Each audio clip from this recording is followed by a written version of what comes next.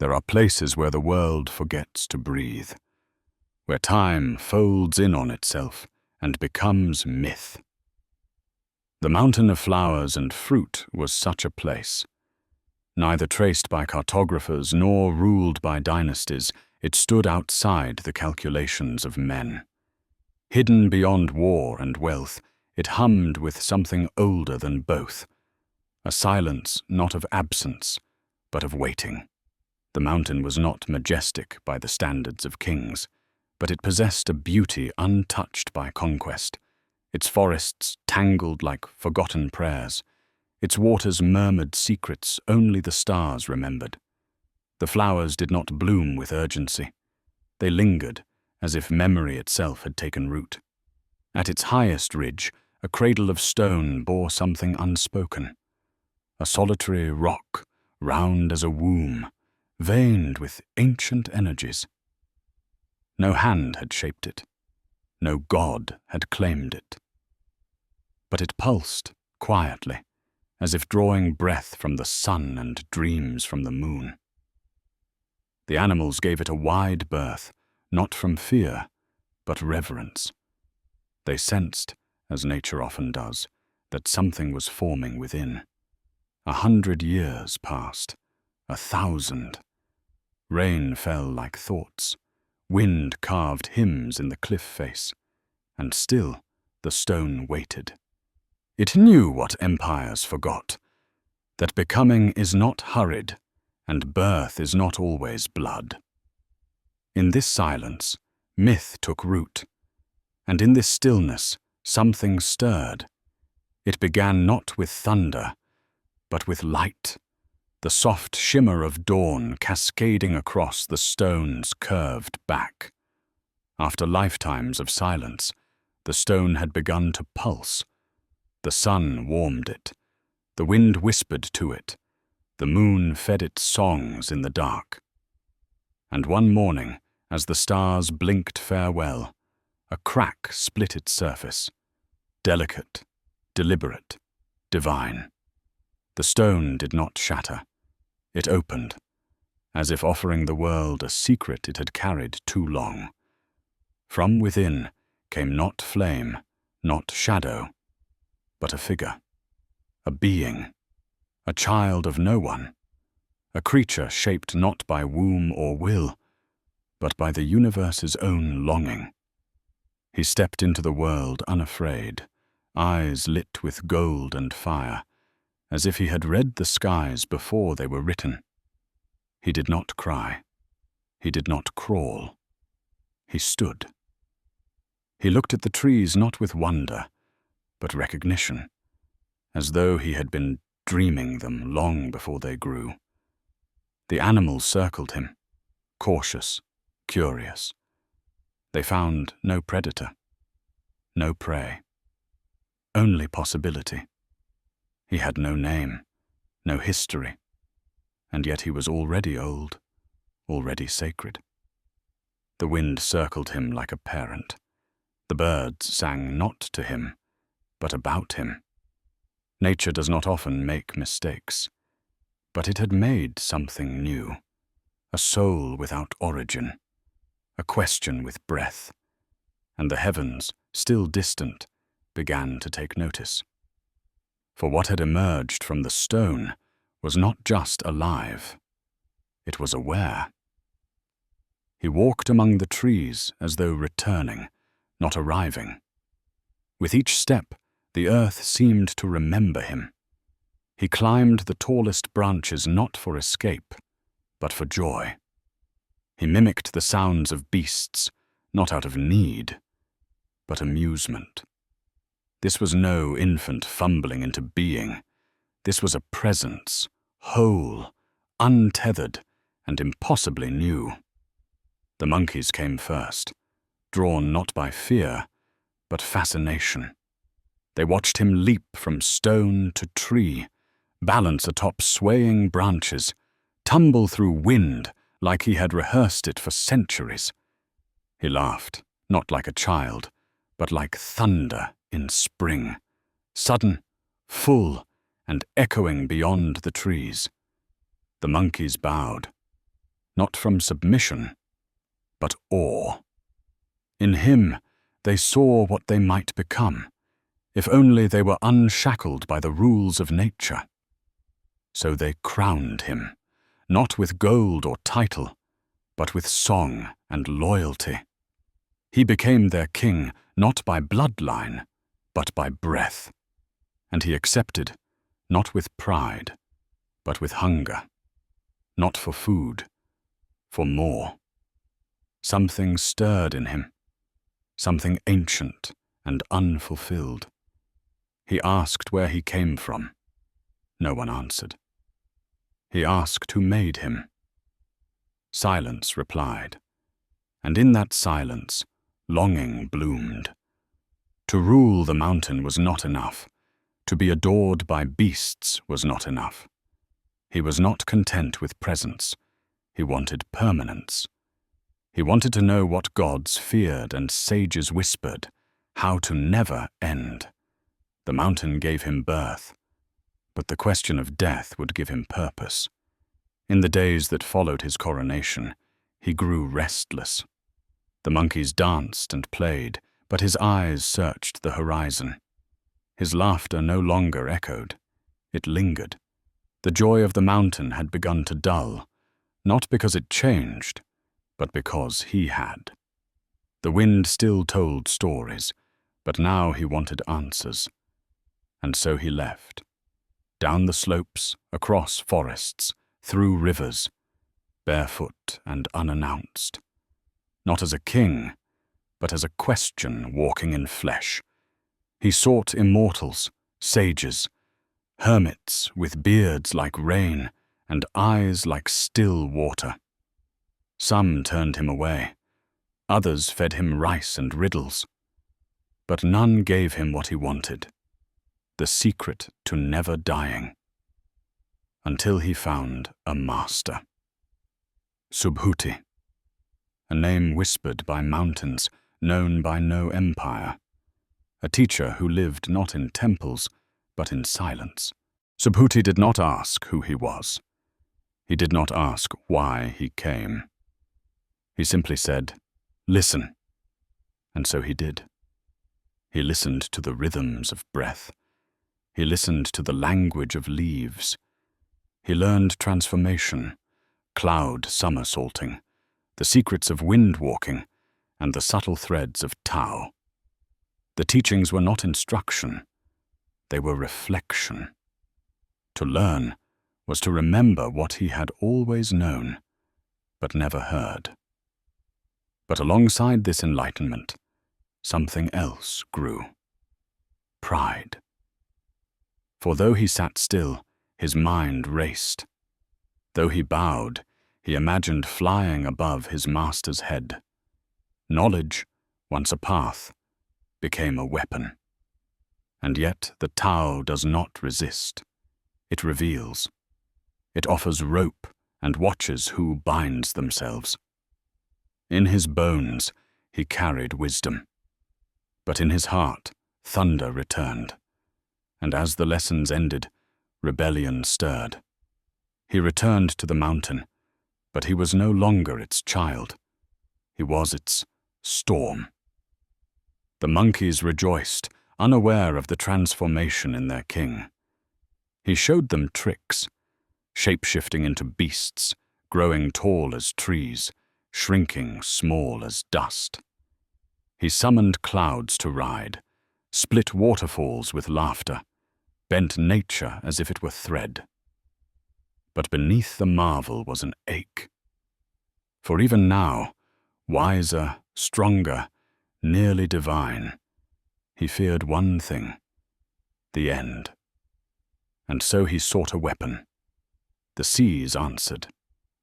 Deep in the Dragon King's palace he found it, the Rui Jingu Bang, a staff of cosmic iron, resting untouched for eons. It was said to hold back oceans. It bowed to no master. Until now, he lifted it with ease. It knew him, and he it.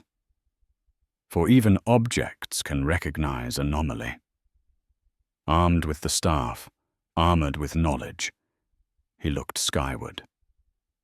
The world had given him nothing, no parents, no prophecy, no purpose. He would take it all for himself. If heaven would not offer him a seat, he would build his own throne from clouds. And in that moment, the earth shifted. For gods who rise from lineage are expected. Gods who rise from chaos are feared. The heavens would soon come to know his name, not as a worshipper, but as a rival. Not born of man, nor blessed by deity, he was the question no scripture could answer. And the age of peace was about to fracture. To rule is not always to conquer.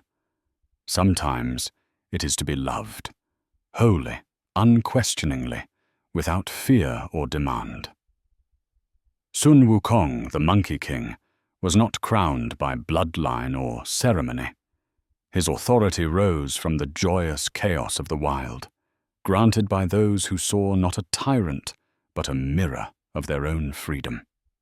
His realm was the mountain of flowers and fruit, a paradise untouched by the march of empires, where rules bowed to instinct and time meandered like a lazy stream. Under Wukong's reign, laughter echoed through the branches like sacred hymns. The monkeys danced not because they were told, but because joy had become law. Feasts were not scheduled. They erupted, wild, fragrant, uncontained. The mountain knew no fear, no war, no death worth mourning. Life pulsed as a celebration of being, and Wukong, their king, seemed immortal not in fact but in feeling. Agile as wind, clever as fire, fearless as the sun. He was myth made flesh. The monkeys adored him not because he was invulnerable, but because he made them forget they were not. But deep beneath that laughter, something older stirred. A thought, a question, unspoken, but growing. If paradise can be ruled, can it also be lost? If the king leaps higher than the clouds, how far can he fall? The mountain gave him everything, but it could not quiet the voice beginning to echo inside him. The days of wine fruit and endless spring rolled onward. Beneath the peach blossoms, the monkeys sang songs in Wukong's name. They stacked fruits in his honor, crowned him with petals, danced around him until the dusk melted into starlight. He smiled, he played, he led. But something had changed. He began to notice what the others didn't. The twitch in an elder monkey's hand, the dulling sheen in a child's eyes, a silence after a laugh, the body's slow betrayal. It came to him one twilight, not as a revelation, but a whisper from the soil. Everything he ruled would end. The mountain, the laughter, the leaves, himself. He laughed louder to silence it. He danced harder to forget it. But the thought was a wound that would not close. What is the point of joy if time will eventually devour it? What is the purpose of love if death will carry it away? The mountain gave no answer. It had never promised eternity. One night, while the others slept, he sat beneath the moon, stone-faced, breath shallow. Not with fear, but urgency. It wasn't enough to rule.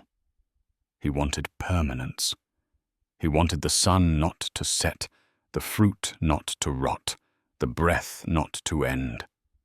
He wanted immortality, not for the monkeys, for himself. And when the moon dipped below the cliffs, his resolve rose in its place. He would leave the mountain, not in betrayal, but in pursuit of something no feast could satisfy. They awoke to find him gone. No farewell, no promise to return. Only a scattering of petals and the absence of his voice. The king of the mountain had vanished. He walked into the world beyond like one shedding skin, not to escape who he was, but to outgrow it. He left behind not a kingdom, but a comfort. And in its place he embraced the ache of becoming something more. The world of men was not like the mountain. It was sharp, unkind, measured. Here, names mattered. Status mattered. Mortality was not a myth. It was a currency. Every breath cost something. Wukong wore disguises, sometimes human, sometimes wind, sometimes a beggar child. He stole no gold, but gathered whispers.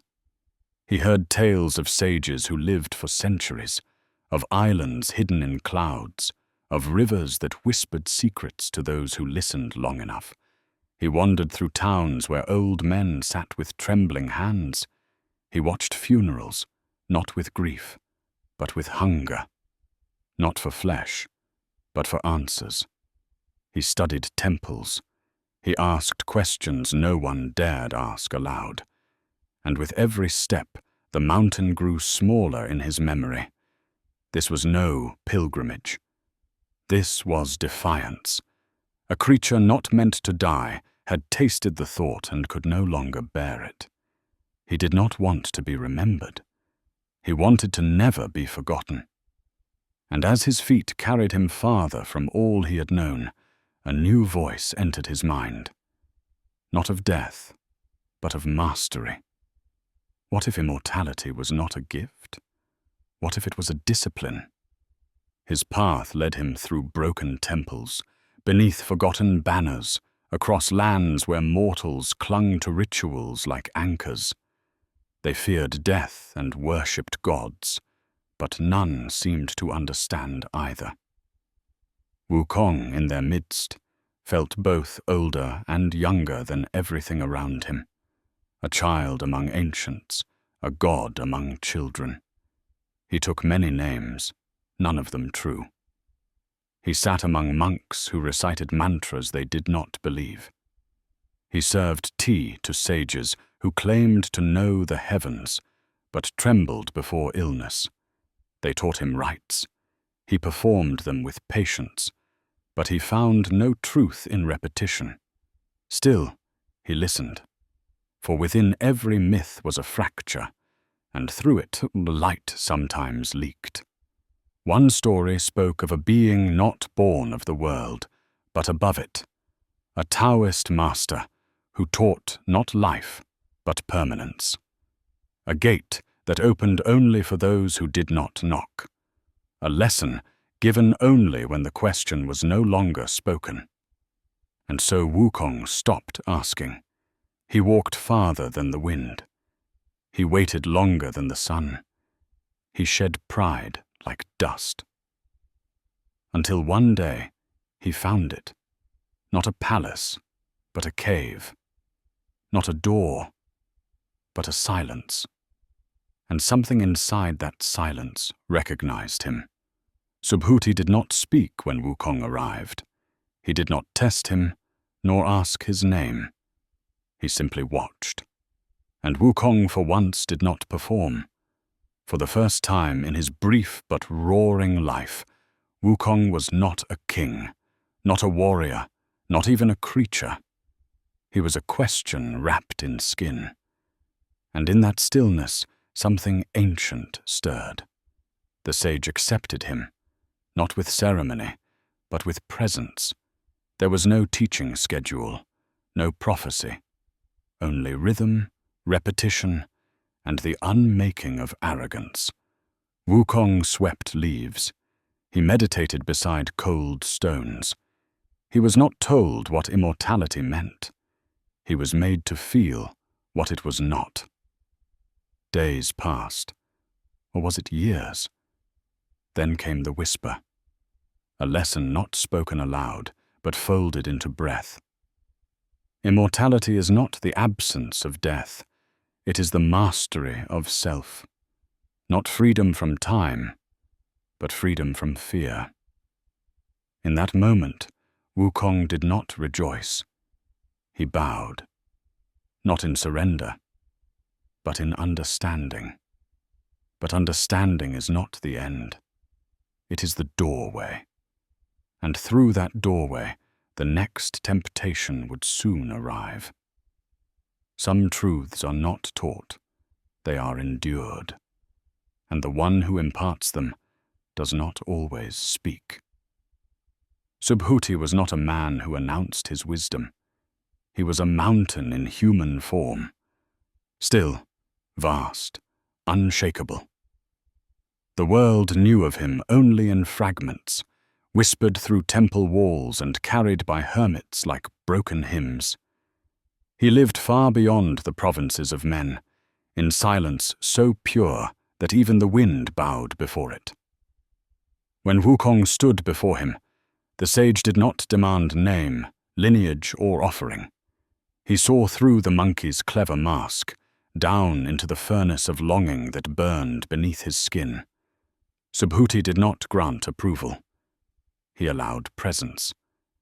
And in that silent permission, Wukong found what he had never known. Stillness that was not absence, but invitation. Days passed without instruction. Wukong swept leaves, fetched water, and watched the shadows of trees stretch with the sun. Nothing profound was said, but something deeper than language began to shift within him. The lessons came slowly, not in words, but in contradictions. What is solid cannot endure. What bends will not break. To rise, one must sink. To know, one must forget. The Tao, Subhuti said, was not a path, but a return. Wukong, born from stone, forged in noise, began to learn the shape of silence. He didn't understand it, but he obeyed it. And in that obedience, a door began to open, not outward, but inward. Where words failed, stillness would teach. Where ego reached, emptiness would contain. And in this emptiness, Wukong would find power, not the kind that conquers, but the kind that waits. The training began not with fire, but with breath, not with force, but with form. Subhuti revealed techniques not as tools, but as echoes of the Tao itself. Wukong learned how to leap upon clouds, not as a defiance of gravity, but as an alignment with it. He learned transformation, not as a trick, but as a mirror. Every change of form was a lesson in essence. Every shift in shape, a meditation on impermanence. He became wind, stone, tree, bird, not to impress, but to understand that the self is a wave in the ocean. It rises only to fall. It forms only to vanish. The body was illusion, the mind a river. To master both was to stop fighting time and start flowing with it. Wukong excelled, not because he was obedient, but because he was relentless. He craved mastery, like others craved warmth. He listened, practiced, and transformed, over and over, until the laws of the world bent like bamboo in his hands. Subhuti watched, unmoved. For mastery, he knew, was a threshold, not a throne. And yet, as the monkey grew more powerful, something old and familiar returned, not with fury, but with the seductive whisper of triumph, pride. Wukong began to leap higher than needed, transform longer than required, hold poses until even the clouds applauded. He was not content to walk with the Tao. He wanted to outpace it. Subhuti said nothing, but he saw it all. For even at the edge of enlightenment, a shadow remains. And in that shadow, ego waits to reclaim the throne. It was the final lesson, or the first warning. Subhuti whispered to Wukong, the secret of longevity. Not eternal youth, nor deathlessness of flesh, but the severing of fate itself. Through subtle breath, celestial alignment, and internal transformation, one could live beyond the grave's reach, not as a ghost, but as a storm that never disperses. Wukong listened, wide-eyed, and he obeyed. Night after night, he sat in stillness, breath by breath dissolving his tether to decay. His cells hummed with light, his bones grew hollow with immortality. And when it was done, he stood, untouched by time, unfazed by entropy. He had wanted to be more than animal, more than king, more than myth. Now he was. But what is immortality without reverence? What is power without purpose? Wukong looked into the sky, not with wonder, but challenge. He no longer sought guidance, he sought dominion. He no longer asked questions, he believed himself the answer. The others in the monastery noticed the arrogance, the restlessness, the subtle sneer behind every gesture. They murmured, but said nothing. For who among them had leapt through thunder? Who among them had tamed the clouds? Only Subhuti remained still. He had seen this before, pride disguising itself as enlightenment, ego mimicking wisdom. He knew that the most dangerous student is not the one who misunderstands the teaching, but the one who believes he has mastered it. And in the quiet between lessons, Wukong began to prepare his exit, not with reverence, with superiority. But the Tao is not a ladder, it is a circle, and those who climb too far, too fast, always return to where they began.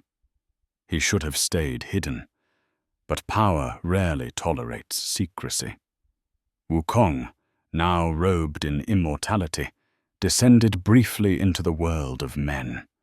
Disguised among mortals, he boasted of things that should not be spoken, how he could vanish into mist, multiply himself into armies, leap from horizon to horizon in a single breath. He laughed not with joy, but with conquest. He mocked the limits others revered. What he did not know was that words carry weight, even in jest, and the heavens listen more keenly than mortals suspect. Whispers of a monkey sage reached the ears of spirits, the unspoken pact of silence, the sacred contract between master and disciple, was fractured. Subhuti called Wukong back. He said no word of anger, no curse, no scolding. He simply looked at his pupil, the creature born of stone, now drunk on the illusion of supremacy. And in that gaze, Wukong saw what he had forgotten, the boundary between wisdom and performance, between the sacred and the spectacle. But it was too late. The laughter had already escaped. The knowledge once hidden now floated freely among men. And where knowledge goes without humility, consequence follows. There was no ceremony, no punishment carved in fire or thunder. Subhuti stood at the mouth of the cave and told Wukong he could not remain. Not because he hated him, but because the next part of the journey could not be taught. You have learned the Tao, he said softly, but you have not become it. Wukong knelt, uncertain if he was being banished or released. Subhuti touched his brow, not with fury, but farewell. He offered no curse, only a warning. What you carry may lift you to heaven or bury you beneath mountains. The difference is not in the stars, but in your heart. Wukong wanted to protest, to explain, but explanations are for those who do not yet understand. So he bowed, and as he left, the trees seemed quieter, the wind colder, the silence heavier. He had come to Subhuti seeking eternal life, and he had found it. But immortality, it turns out, is not a gift. It is a test, one that never ends. Now the world awaited, and in that world the heavens would soon be provoked, because what had been expelled was not a student, it was a storm disguised as a sage. There is a difference between being called and calling oneself. The first is recognition, the second is rebellion. Wukong had left the monastery with more than immortality. He had carried away the belief that if he could not be placed among gods, he would rise above them. The world below was too small, the sky too silent. He no longer asked for a place in the cosmos. He would name it into being. And so he did. He declared himself the great sage equal to heaven, not lesser, not apprentice, not ally, equal. It was not a title bestowed, but one carved from audacity. The heavens had not spoken it, the stars had not sanctioned it. But he made it so, with words, with will, with force. And in doing so, he rewrote the grammar of the divine. The name echoed across realms. Spirits paused. Immortals whispered. The celestial court stirred, not with reverence, but with unease. For what Wukong had claimed was not just elevation, it was balance disrupted. He had tilted the scales of order by sheer declaration. But what the gods failed to grasp, what Wukong had always known, was this: identity is not always inherited. Sometimes it is seized. And in a world obsessed with hierarchy, even a name can become a revolution. The title burned like a torch in a room of ancient scrolls, and the heavens, suddenly aware of the flame, moved to contain it. The Jade Emperor was not a tyrant. He was a custodian of balance. To him, rebellion was not an enemy to destroy, but a fire to suffocate quietly. When news reached the celestial court that a monkey had declared himself divine, the emperor did not unleash thunder. He sent an invitation. Wukong was summoned to heaven, not with chains, but with ceremony.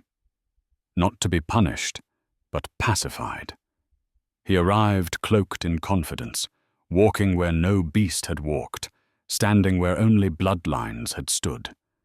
They dressed him in robes, gave him titles, and welcomed him into the celestial bureaucracy.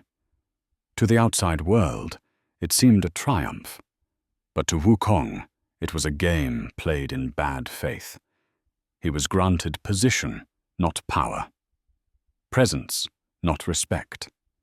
They called him keeper of the heavenly stables, a role beneath even the names they dared to speak aloud, a polite insult veiled in protocol. The gods hoped that by giving him a place, they could strip him of purpose, that by seating him at the edge of their table, he would forget the throne he claimed to equal. But Wukong was not flattered.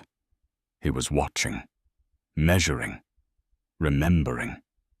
For what heaven mistook as acceptance was merely observation, and what they saw as diplomacy, Wukong understood as condescension gilded in gold.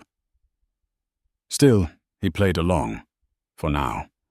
The storm had been brought inside, but it had not been calmed. It had only learned the shape of the palace. There are insults that do not need to be spoken. They arrive wearing uniforms.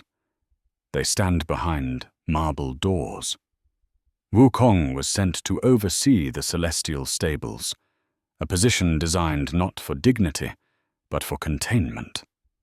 Here, among hooves and hay, the self-proclaimed great sage equal to heaven was expected to find humility. Instead, he found irony. The beasts of heaven were magnificent. Creatures of flame and wind, scaled with stardust, horned like ancient gods. Yet even they bowed to his touch. They sensed what the court refused to admit, that this monkey was no pet, no pawn. He commanded not through fear, but familiarity. Chaos recognizes its kin. Wukong did his work well, too well. The stables shone, the beasts thrived. But with each task completed, resentment deepened. He was not here to serve. He was here to see how high he could climb before the sky would fracture. The court watched him with smiles stitched from porcelain. They whispered behind silken sleeves. They called him servant, though his every gesture defied the name. And so the days passed, not with peace but with provocation. Wukong, once crowned by wildflowers, now polished the hooves of divine steeds. They thought it would break him, but some spirits do not shatter. They sharpen. And above it all, he saw the celestial banquet being prepared, the feast of the immortals, a gathering to which he was not invited. That silence, once again, spoke louder than any insult. He had endured the stable. He had tolerated the silence. But the peach banquet was the wound that would not heal. Held once every 6,000 years, it was the crowning celebration of the celestial realm, where gods sipped ambrosia, where immortals toasted eternity. It was not just a feast, it was a reaffirmation of who belonged and who did not. Wukong waited for the summons that never came. They gave him titles, but not trust. They gave him robes, but not reverence. And now they would raise their cups without him, as if his name did not echo in every hallway, as if his power had not already rewritten the boundaries of their heavens. When he learned of his exclusion, Wukong did not rage. He smiled. Then he vanished. In moments, he stormed the banquet. The peaches, sacred fruit of immortality, were devoured in fistfuls. The wine meant for sages spilled down his throat like river water. The golden chalices meant for those born divine clattered beneath his feet. He took not what he was denied, but what he had already earned, not through birth, but through will. And yet this was no act of gluttony. It was scripture rewritten, a monkey at the table of the gods, a declaration that divinity is not a matter of invitation. It was the moment heaven stopped laughing, and in the silence that followed, something ancient cracked. For insult may spark indignation, but betrayal lights the match. When the armies came, they did not come with hesitation. Heaven had endured rebellion before. Demons had clawed at its gates. Spirits had risen against its laws. All had fallen. But Wukong was not a demon. He was something worse, a believer betrayed. They came with spears forged from constellations, banners stitched from light, chariots pulled by thunder, and they fell one by one. Wukong danced through them, not like a warrior, but like a storm untethered. His staff, the Ruyi Jingu Bang, grew with his wrath, splitting open marble floors and cracking jade columns. What was built to be eternal proved fragile beneath his fury. The generals of heaven fell before him. The celestial hounds whimpered. Even the stars blinked in shame. But Wukong's rage was not mindless. It was memory made full. Every slight, every scoff, every condescending smile from robed immortals who saw in him only fur, only mischief, all of it burned now in his gaze. He did not want their destruction. He wanted their recognition. But when reverence is denied, vengeance often wears its face. The hall of mirrored wisdom shattered. The tower of heavenly records crumbled into silence. Gods who had not wept for eons felt their knees buckle beneath the weight of one soul refusing to be caged. The heavens, once serene and inviolable, now echoed with a single, deafening truth. That order, maintained through pride, is brittle. That even paradise, when unjust, can be challenged. And as Wukong stood alone among the ruins, the great sage equal to heaven, the self-made god of defiance, the skies trembled. But one did not. Far above, beyond the clouds and chaos, a presence stirred, not fearful, not wrathful, merely watching. For there is a limit to how high even rage can climb. And Buddha had been waiting. Power seeks form, and ambition, when left untempered, demands a weapon. After tearing through the heavens and toppling the illusions of divine order, Wukong knew that force alone was no longer enough. He had ascended by will, by knowledge, by audacity. But to endure, to strike where even the gods trembled, he needed something more. Not armor, not title. A weapon, not forged for him, but destined to find him. So he turned to the oceans. Beneath the calm surface of the eastern sea lay the palace of Ao Guang, the Dragon King, ancient, imperial, and brimming with the treasures of drowned dynasties. Pearls polished by centuries, blades that once swung in forgotten wars, armor molded from meteorite and thunder. The Dragon King welcomed Wukong with protocol, but behind the smiles there was caution. This was no mortal guest. This was a storm come knocking. When asked what he sought, Wukong spoke plainly. A weapon that no hand had claimed, one that could grow with him, bend with him, burn with him. The Dragon King presented swords, halberds, spears of divine steel. Wukong tested them all. Each shattered, snapped, or smoldered beneath his grip. Then the sea began to tremble. At the base of the ocean, an iron pillar rested, ancient, massive, pulsing, the relic that once measured the ocean's tides, untouched, unmoved, forgotten, until now.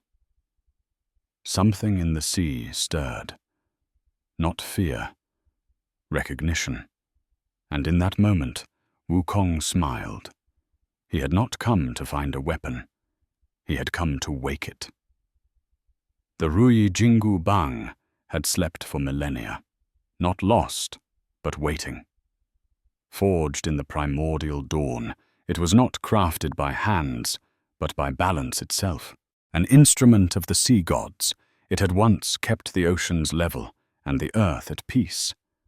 Now it rested, dormant, until Wukong touched it. It moved, not violently, but deliberately, as if the staff had been dreaming, and now, finally, had a reason to rise. Shrinking in size, narrowing in weight, it curled into Wukong's palm like memory, immediate and familiar. It had been waiting not for worthiness, but for will. And in Wukong, it found a mirror. The Dragon King watched, speechless, as Wukong twirled the staff through the water, turning current to spiral, stillness to whirlpool. No incantation, no chant, just harmony between chaos and control. The palace shuddered, not in collapse, but acknowledgement. Wukong laughed, not the laughter of mockery, but of completion. This was no tool. This was an extension of spirit, a partner, a promise. He thanked the Dragon King, though not with words. His departure spoke enough. He left the palace intact, but the world changed. He emerged from the sea as more than a rebel. He was now armed with myth, forged in silence, chosen by power older than the heavens he would soon challenge. The Rui Jingu Bang was no ordinary weapon. It obeyed no law, answered no lineage. Like Wukong himself, it had no master, only purpose. Heaven had survived many tests, floods, fire, famine, and fools, but it had never known a storm that grew from within its own walls. Wukong did not return to the celestial realm as a petitioner or prisoner. He ascended as a force, not to negotiate but to declare. The Rui Jingu Bang rested lightly in his hand, yet it shook the air with every step. His presence was no longer a disruption. It was a reckoning. The heavenly armies assembled quickly. Divine generals mounted upon beasts of starlight, archers with arrows tipped in moonlight, sorcerers muttering spells older than war. They stood at the gates not in arrogance, but with the uneasy knowledge that this battle was not as others had been. This was not defense against darkness. This was a confrontation with disobedient light. Wukong stood alone. No army, no allies. Only fury forged by rejection, and a weapon awakened by defiance. He struck first, not out of impatience but precision. The staff expanded, taller than towers, wider than bridges, heavier than history, and swept through the front ranks like wind through ash. Shields shattered, commanders fell. Heaven's perfect choreography unraveled. The gods had prepared for rebellion. They had not prepared for reinvention. For Wukong was not a mistake. He was a message. That divinity, when gated, breeds revolt. That greatness, when denied, finds its own ski, and thunder, real thunder, finally answered. The battlefield became an opera of destruction. Heaven, once known for its symmetry and harmony, now writhed with chaos. Lightning split through prayer flags. Fire twisted through clouds. Winds screamed the names of forgotten gods. And at the heart of it all, a single figure, dancing with a staff, writing a new scripture with every strike. The Rui Jingu Bang bent space and shattered time. It struck not just bodies, but symbols. Towers that had stood for order now bowed to entropy. Palaces of Songens rang with the clangor of rebellion. Immortals who had not bled in 10,000 years now tasted their own fallibility. Archangels, sculpted from light, retreated. Demigods begged for reinforcements that would never arrive. And still, Wukong fought, not for victory, but for vindication. He wasn't trying to destroy heaven. He was forcing it to acknowledge that it could be touched. He had no desire to rule, only to show that the divine was not untouchable. That divinity, when weaponized against the voiceless, loses its sanctity. The war raged across constellations. Entire star systems held their breath. The Milky Way blurred, not from speed, but from sorrow. The heavens had built a system that worshipped balance, and in Wukong they found the imbalance they refused to name. But even chaos, however righteous, must burn out. And in the distance, a figure watched, vast, serene, unmoved. Buddha had not yet intervened, but he would. When the dust settled, there were no parades, no songs, no survivors cheering the fallen. Only silence, deep, reverent, disturbed. Wukong stood alone amid what once was heaven. The halls that mocked him now lay in ruin.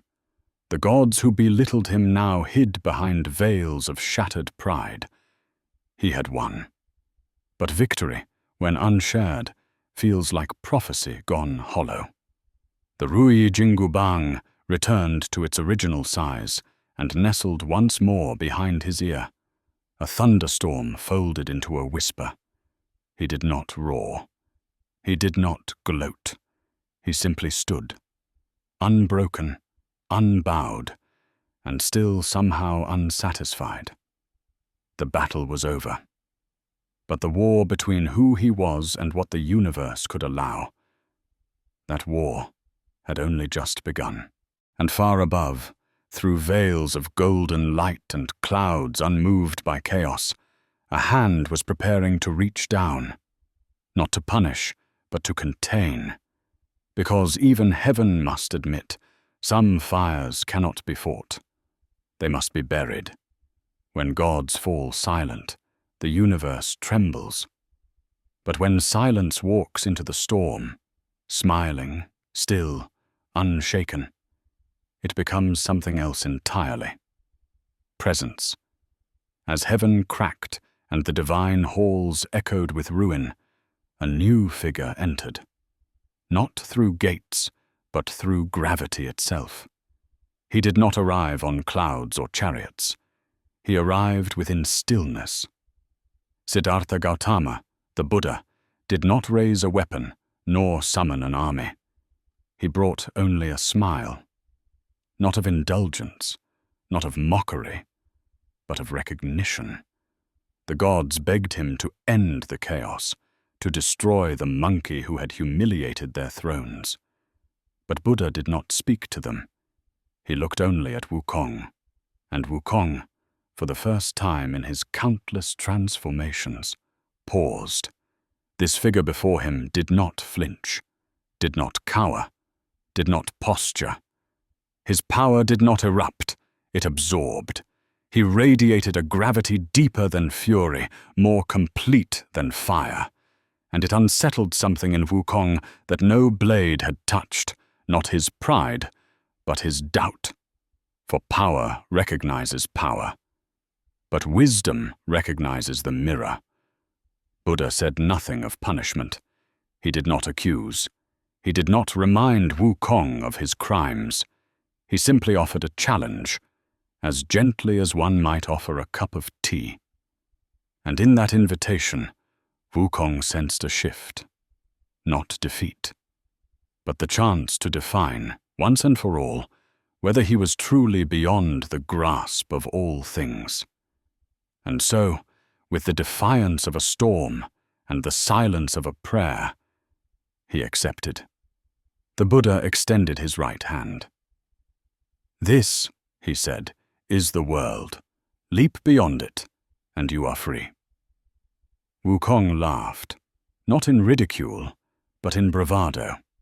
A simple palm, after all he had conquered, after the palaces he had leveled and heavens he had humiliated. He bowed with mock courtesy, stepped back, and leapt. The sky folded behind him like silk. The wind parted as if to make way. In a single bound, he left temples, stars, and thought itself behind. He traveled faster than speech, farther than dream, deeper than consequence.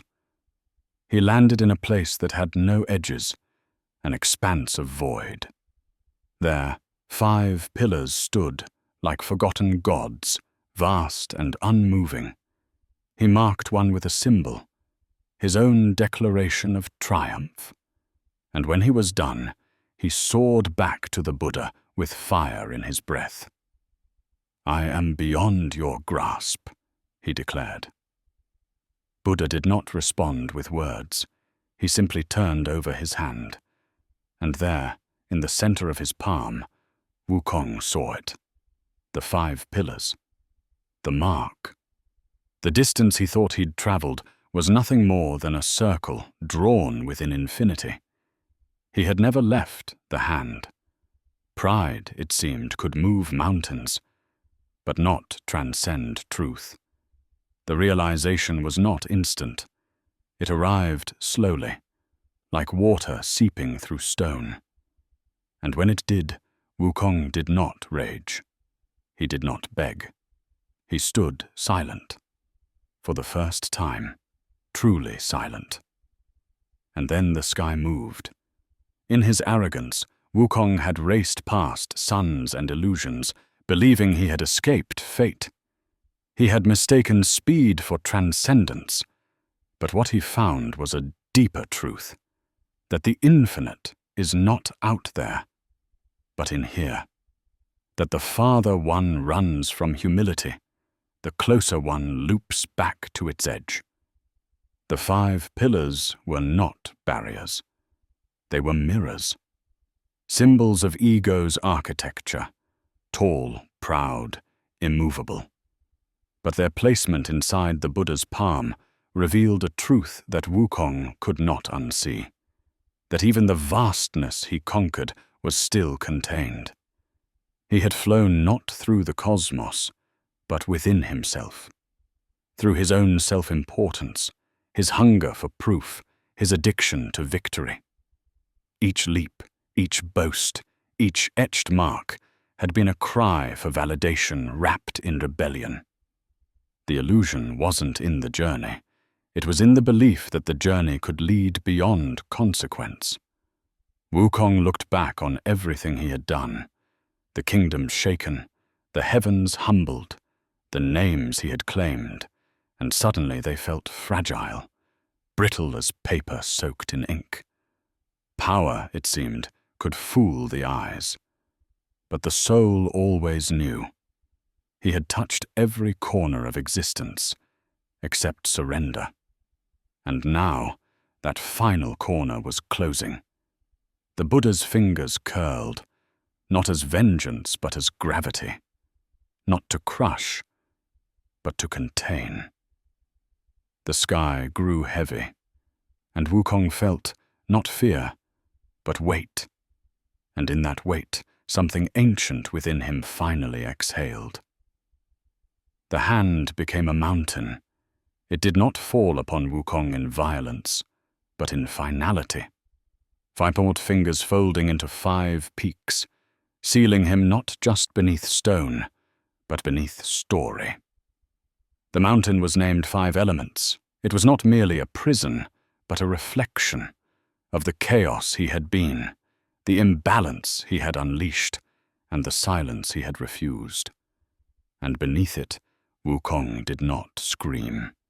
He did not resist. He listened. To centuries, to wind and erosion, to time as teacher, to the breath of moss, to the stillness of roots threading through stone. He was not dead. Immortality denied him that. But he was no longer loud. The world above continued. Empires rose, dynasties collapsed, kings were crowned and cremated. But he remained, alone, unmoving, undying. It was a second birth, not from stone, but into stone. No longer a force shaking the heavens, but a soul wrestling itself. His staff lay beyond reach. His laughter echoed only in memory. What remained was name, etched in myth, sealed in sky, unreachable yet unforgettable.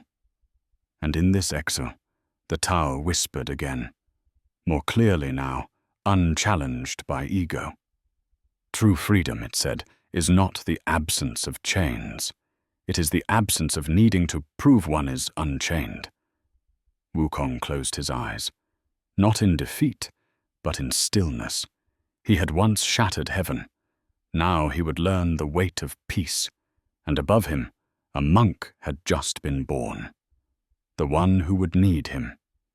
There are prisons built of stone, and then there are prisons built of memory. Wukong's was both. 5 peaks pressed against his body, elemental fingers forged not to punish, but to still. Yet it was not the weight of earth that subdued him. It was the weight of knowing that he had touched the heavens and still fallen, that he had written his name in the stars, only to watch it be buried beneath centuries of dust. The mountain became more than rock. It became scripture. Travelers whispered of the demon beneath it, the god who had defied heaven and been undone.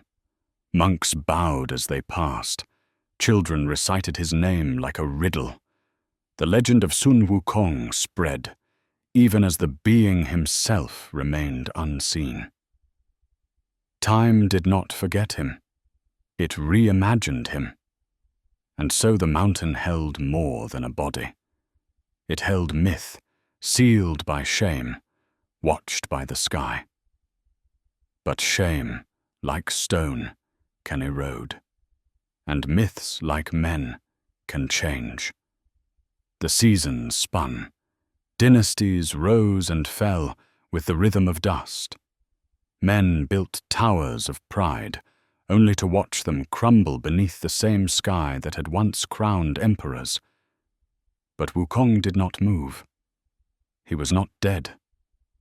That luxury belonged to mortals. He was suspended, alive without motion, present without presence. While kings waged wars and poets penned epics, he remained the stillness between moments. Silence deepened. Birds nested above his sealed form. Vines braided themselves around his prison. Rainwater kissed the stones. The world changed, but did not visit him. He became a fixed point in a turning world. To the heavens, it was containment. To Wukong, it was observation. He watched history pass without his touch, saw pride echo across generations like a curse in different voices. And slowly, quietly, he began to wonder, what had all his defiance built? The heavens had not crumbled. The earth had not burned. The system endured. Flawed, yes, but intact. And he, who had once tried to become its reckoning, now bore witness to time's stubborn endurance. Stillness taught him what speed never had, that to change the world, one must first outlast the need to conquer it. And so, beneath stone and silence, something subtle began to shift.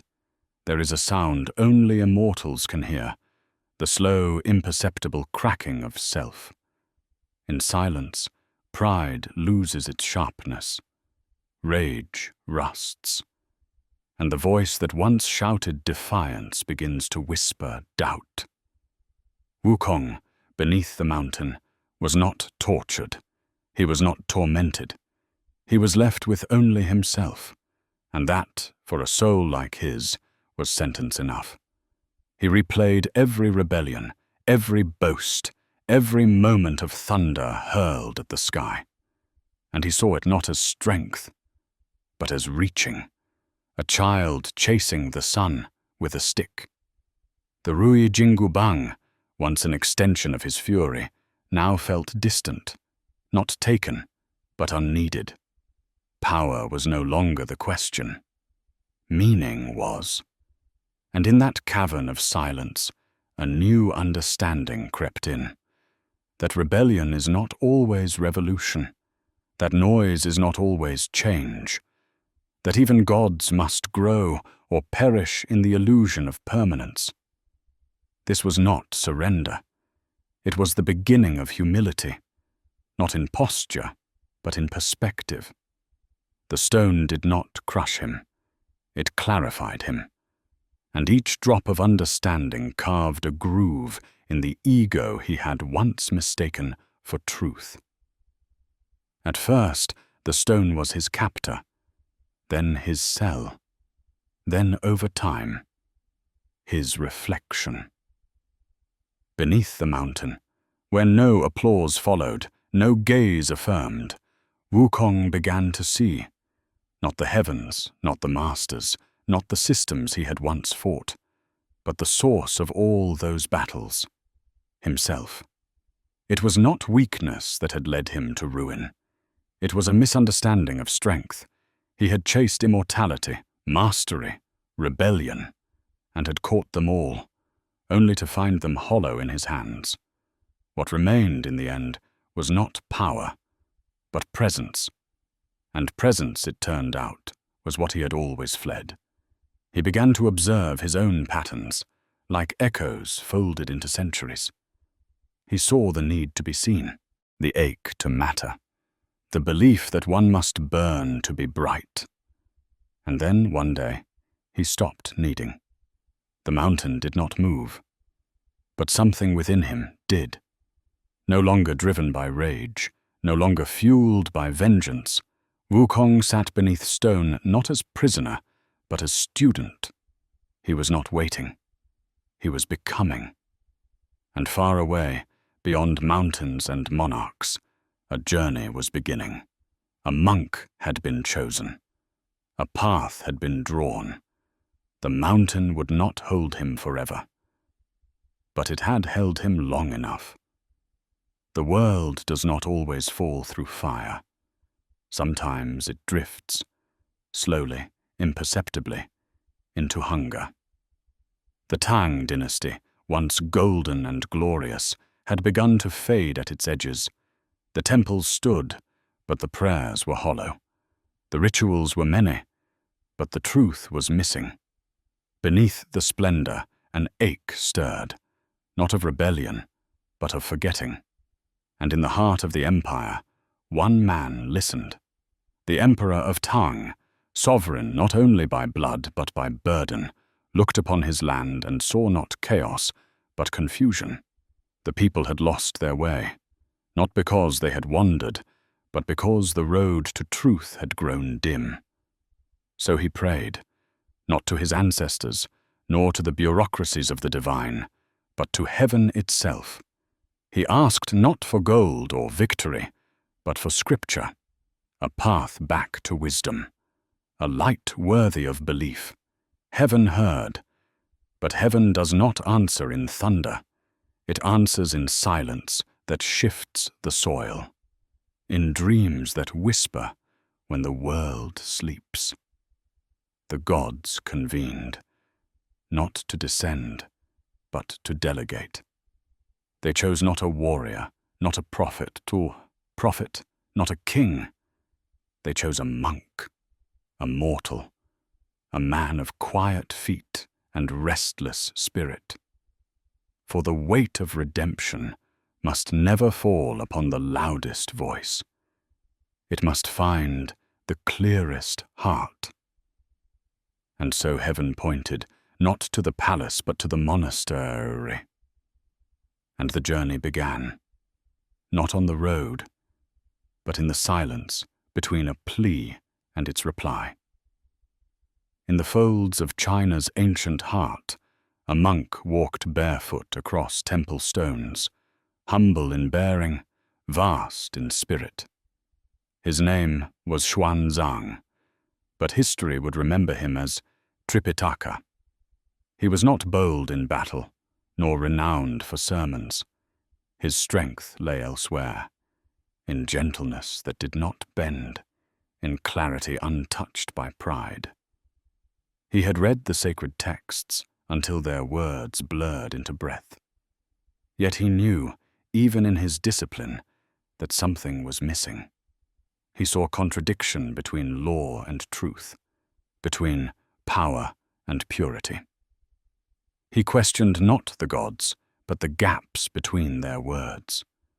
And in those questions, heaven heard sincerity. Not ambition, not arrogance, but longing, the kind that kneels without demand. So when the emperor's prayer echoed upward, and the divine needed a vessel for a sacred task, they chose Tripitaka, not because he was mighty, but because he was steady, not because he sought glory, but because he sought understanding. He was told of the western heaven, of scriptures that could restore balance to a weary world, of the road, long, perilous, steeped in demons and doubt. He did not hesitate. He did not boast. He bowed. For he knew that redemption does not ride in chariots. It walks slowly through wilderness, and that purity to endure must learn to forgive what it cannot control. Tripitaka was not chosen to conquer. He was chosen to carry hope, burden, and truth. And as he took his first step toward the west, the world began to shift in anticipation. He left not as a hero, but as a shadow, unnoticed, unsung. Tripitaka carried no sword. His robe bore no sigil. His feet, blistered before the first border was crossed, spoke more of resolve than any decree. He moved not with the urgency of conquest, but with the solemnity of vow. The road westward was not just terrain. It was a trial of hunger, heat, and doubt. Each village he passed offered reminders that faith without vigilance decays, that peace without courage perishes. Demons watched from the shadows. Spirits whispered in winds. The path was no longer a journey. It was a crucible. And yet Tripitaka did not waver. He asked for food only when starving, shelter only when rain carved through skin. He answered cruelty with patience. He met temptation with silence. For his mission was not to destroy evil, but to retrieve light, and to do so without becoming what he opposed. He was warned of dangers, told tales of fallen pilgrims, of illusions spun by creatures who wore beauty like armor. But Tripitaka understood. The journey was not a test of body, but of belief. Each step stripped him of comfort, but with every loss, something within him grew, not louder, but clearer. Faith that does not suffer is theory, but faith that survives suffering becomes transformation. And though he walked alone, he was not the only one waiting. For beneath the world, where silence had hardened into stone, a forgotten force began to stir. Far below the footsteps of men, beneath moss and myth, a name pressed against stone. Wukong. Time had sculpted his fury into quiet, his pride into patience, yet something within him still pulsed, not rebellion, but readiness. He no longer dreamed of thrones or thunder. He dreamed of release, not into power, but into purpose. The mountain had not broken him. It had reformed him. And now, through distant prayers and divine intent, a new sound reached his prison. Footsteps, light, unsure, but unwavering. The monk was near. This would not be rescue. It would be invitation. For heaven had not changed its laws. It had changed its method. Where once it answered challenge with chains, now it would offer Wukong a second path, not to rise above, but to walk beside. Not to lead, but to serve. He would be bound, not by stone, but by promise. His rage would be checked, his strength tempered. Every defiance would bring pain, and yet he would be free. The paradox was perfect, and the timing was divine. For Tripitaka was approaching, and above the mountain, the wind no longer whispered fear. It whispered recognition. The journey was about to begin again, not with chaos, but with a fragile, sacred alliance. One had waited beneath stone. The other had walked through silence. And soon they would walk together, not as master and weapon, but as teacher and test. When heaven punishes, it often does so loudly. But when heaven redeems, it sends silence.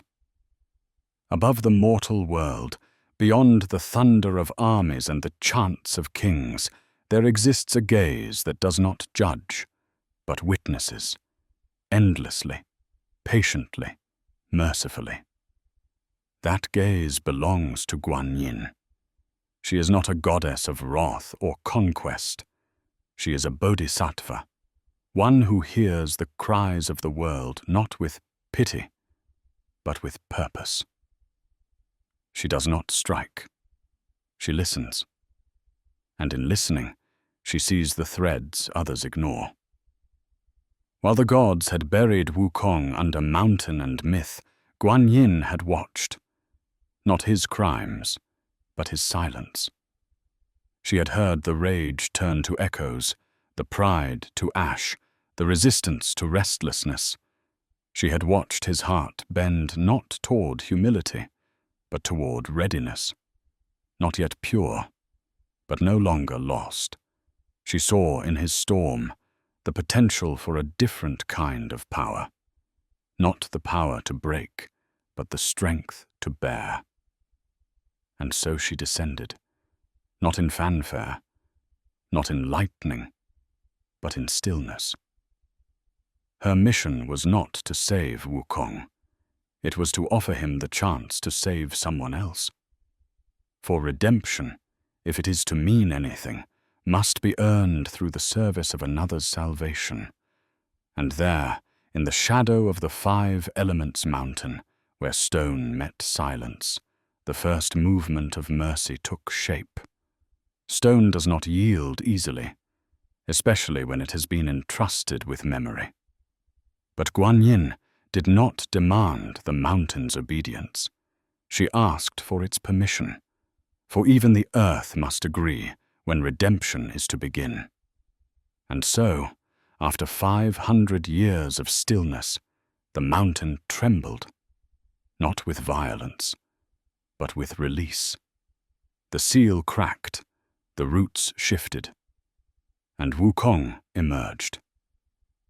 But not as a warrior reborn. He did not roar. He did not strike. He blinked. He breathed. His limbs, though eternal, moved as if remembering the shape of freedom. His eyes, once fire, now flickered with a question that had no answer. He stood not alone, but beneath the gaze of Guan Yin and beside the figure of Tripitaka, the quiet monk whose journey had summoned him not through force, but through faith. Yet there was no reunion. There was no celebration. This was not a resurrection. It was a recruitment. Wukong was offered no crown, no glory, no vengeance, only a path, narrow, treacherous, and undesired. He was to serve, to walk beside the monk, to guard, to obey, and in doing so, to learn what strength means when it is no longer wielded for the self. The mountain had opened, but not fully, for Wukong was free in body, but not in spirit. That freedom he would have to earn. Power does not vanish. It must be guided, and when it cannot be guided, it must be restrained. Guan Yin understood this. She did not release Wukong blindly. She gave him freedom, but braided it with accountability. Upon his brow, she placed a circlet, a golden ring, delicate in appearance, merciless in design. It did not bind his limbs, it bound his thoughts.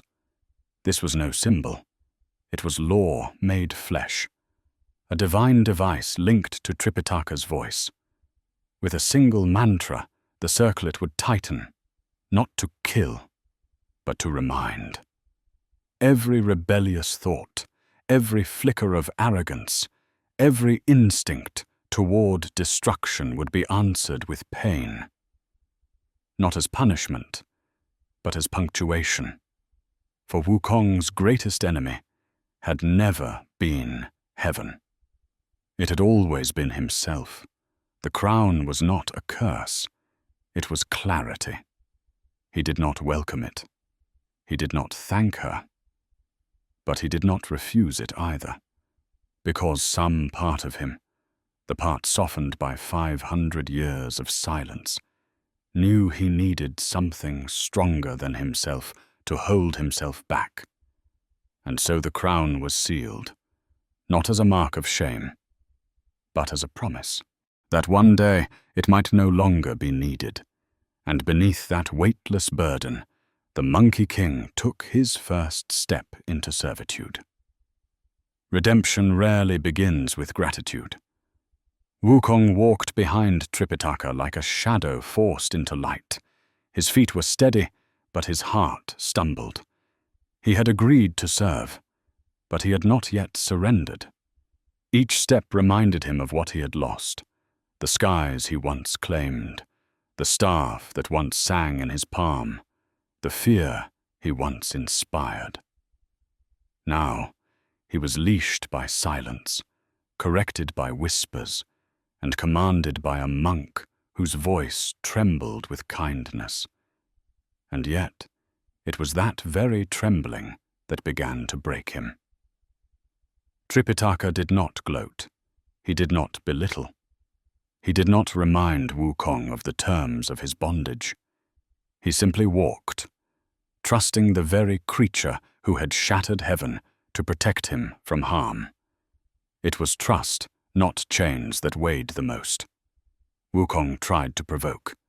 He grumbled. He threatened. He sulked. And each time the circlet pulsed, not in anger, but in consequence. His pain became his teacher, his frustration, his mirror. He was no longer feared, but for the first time, he was watched. Not with suspicion, but with hope. He had never known that kind of gaze, and he didn't know what to do with it. So he walked, not quickly, not willingly, but forward. And with each step, the chains did not vanish, but they grew lighter. Because slowly, without realizing it, Wukong was no longer walking away from the mountain. He was walking towards something he had never truly known. Purpose. A pilgrimage is more than movement. It is the unraveling of certainty, the gentle, inexorable collision of worlds within and worlds without. And so upon the ancient Silk Road, 4 figures step into the unknown, each carrying burdens visible and invisible. Tripitaka, the monk, bears faith as his shield. He walks not with arrogance, but with the ache of responsibility, the hope that something sacred can still be found in a land grown wild with loss. Beside him, Wukong, his chains now hidden, his eyes a tempest subdued but not stilled, his every stride a negotiation between rebellion and redemption. Behind them lumbers Baji, the pig, the glutton, the lover of wine and soft comforts.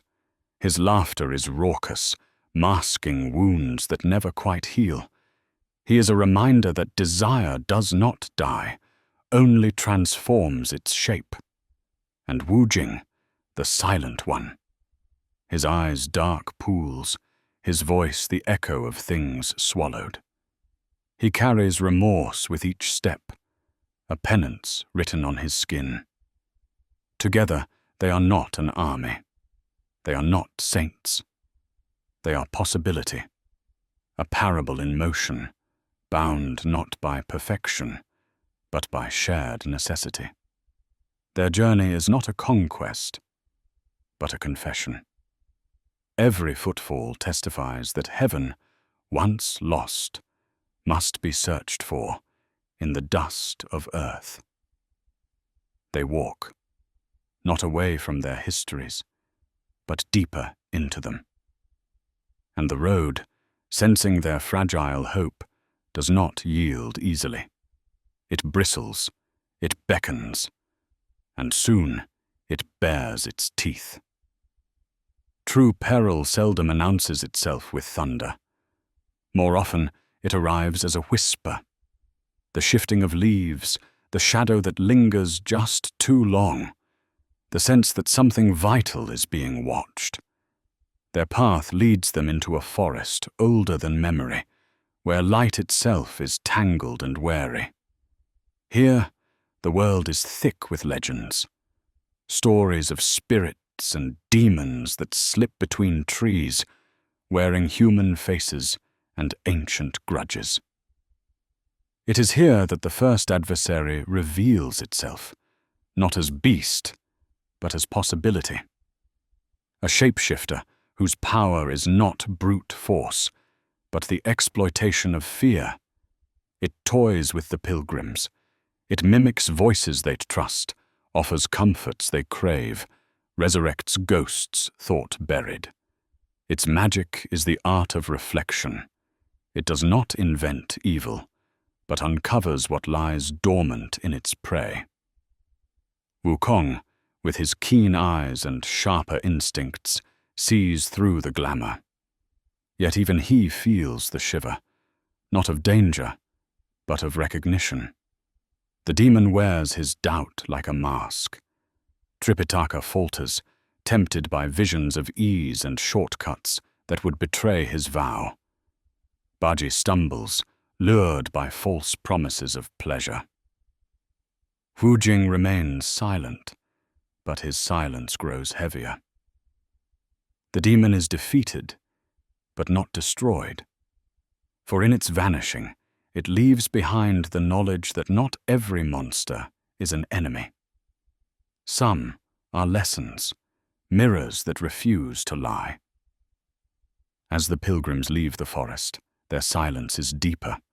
Their trust is not yet strong, but their understanding has sharpened.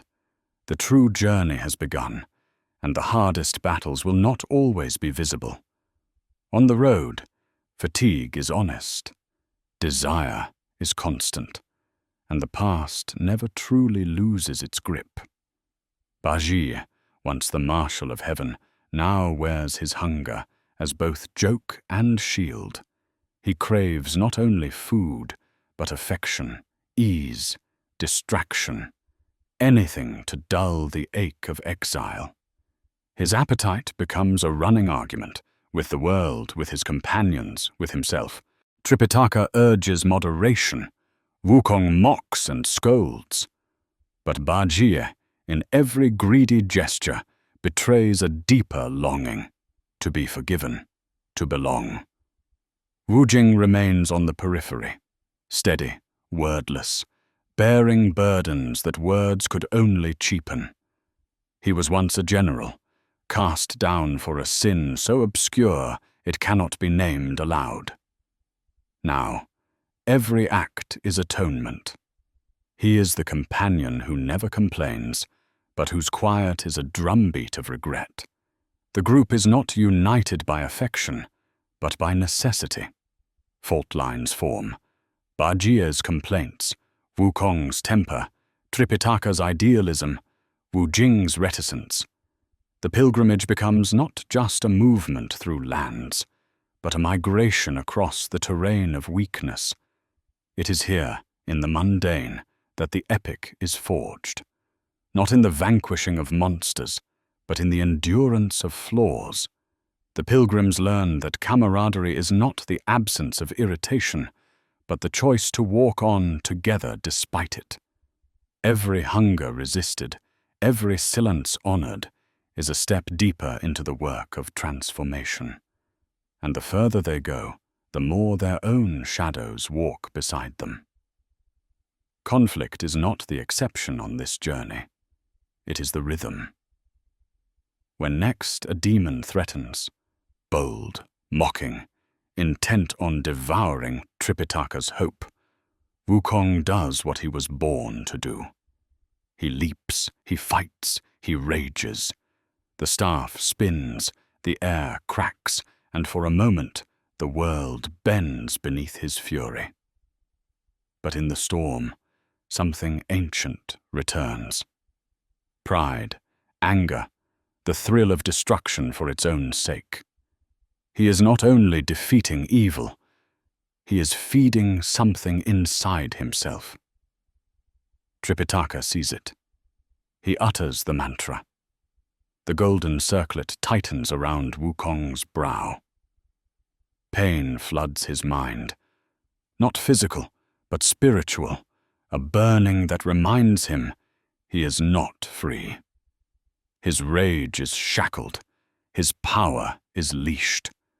And as the demon falls, Wukong does not celebrate. He looks at Tripitaka with something close to betrayal, yet beneath it is another truth. Gratitude. For the ring is not just a punishment, it is a mercy, the sign that someone else will hold him back when he cannot hold himself. For every demon defeated outside, another waits within. And so the pilgrimage moves forward. With each battle, Wukong learns that strength is not in breaking chains, but in accepting them. The golden ring, once hated, becomes a strange kind of grace. And the journey, a strange kind of redemption. There are roads that promise quick return, and then there are roads that wind for a lifetime, demanding every illusion be stripped, every certainty remade. The path west stretches endlessly, not only across deserts and mountains, but across the soul's hidden continents. The pilgrims grow weary.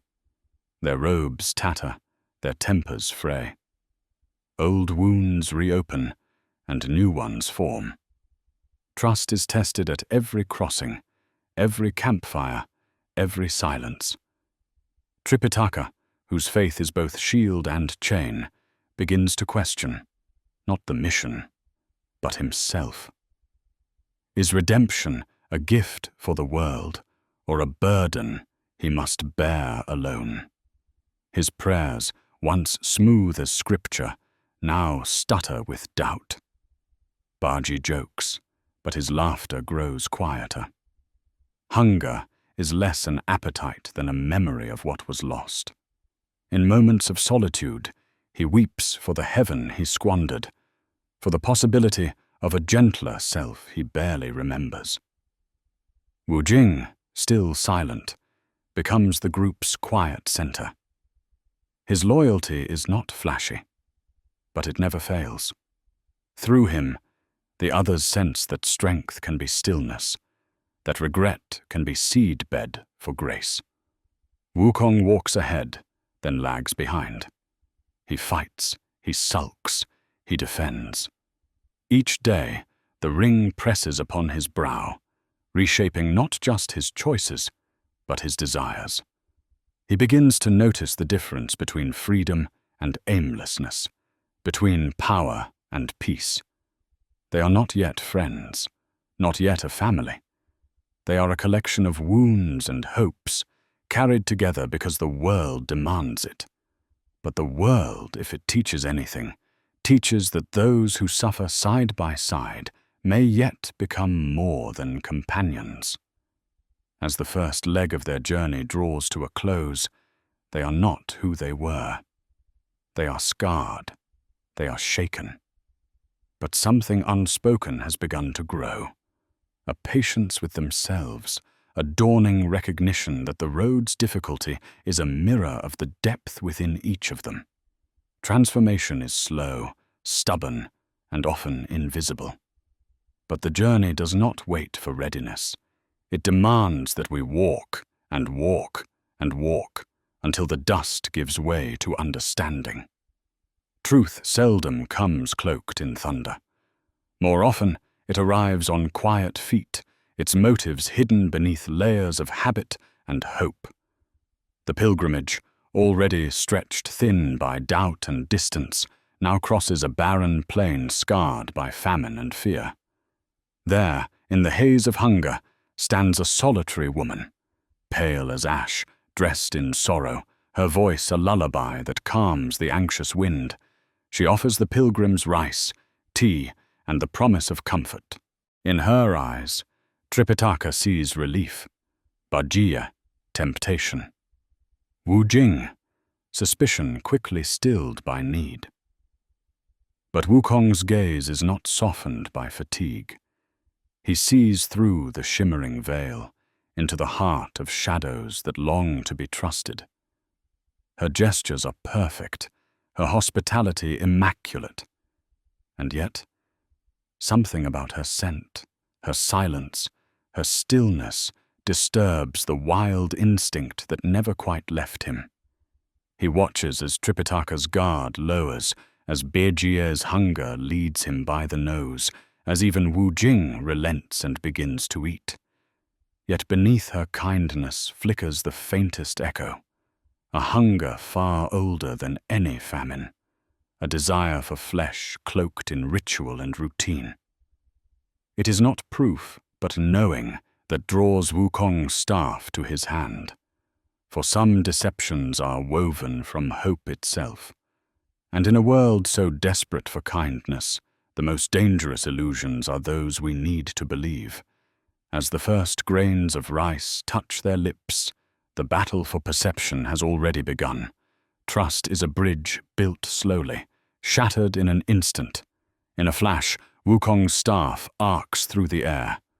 The woman's smile curdles, the air thickens, and what once seemed human splits open. A body, broken on the ground, pale skin fading to dust. Beneath it, the white-bone demon's true form flickers, then vanishes, leaving only absence and accusation. Tripitaka recoils in horror. Bajie, mouth agape, cannot speak. Wu Jing steps back, stunned by the speed and certainty of the strike. Wukong stands apart, calm, resolute, but not triumphant. His action was not violence, but necessity. He has seen too much of deception to wait for proof. The demon's spirit, denied its meal, seethes into the soil, promising return. The villagers mourn the loss of a benefactor. Tripitaka mourns the loss of innocence.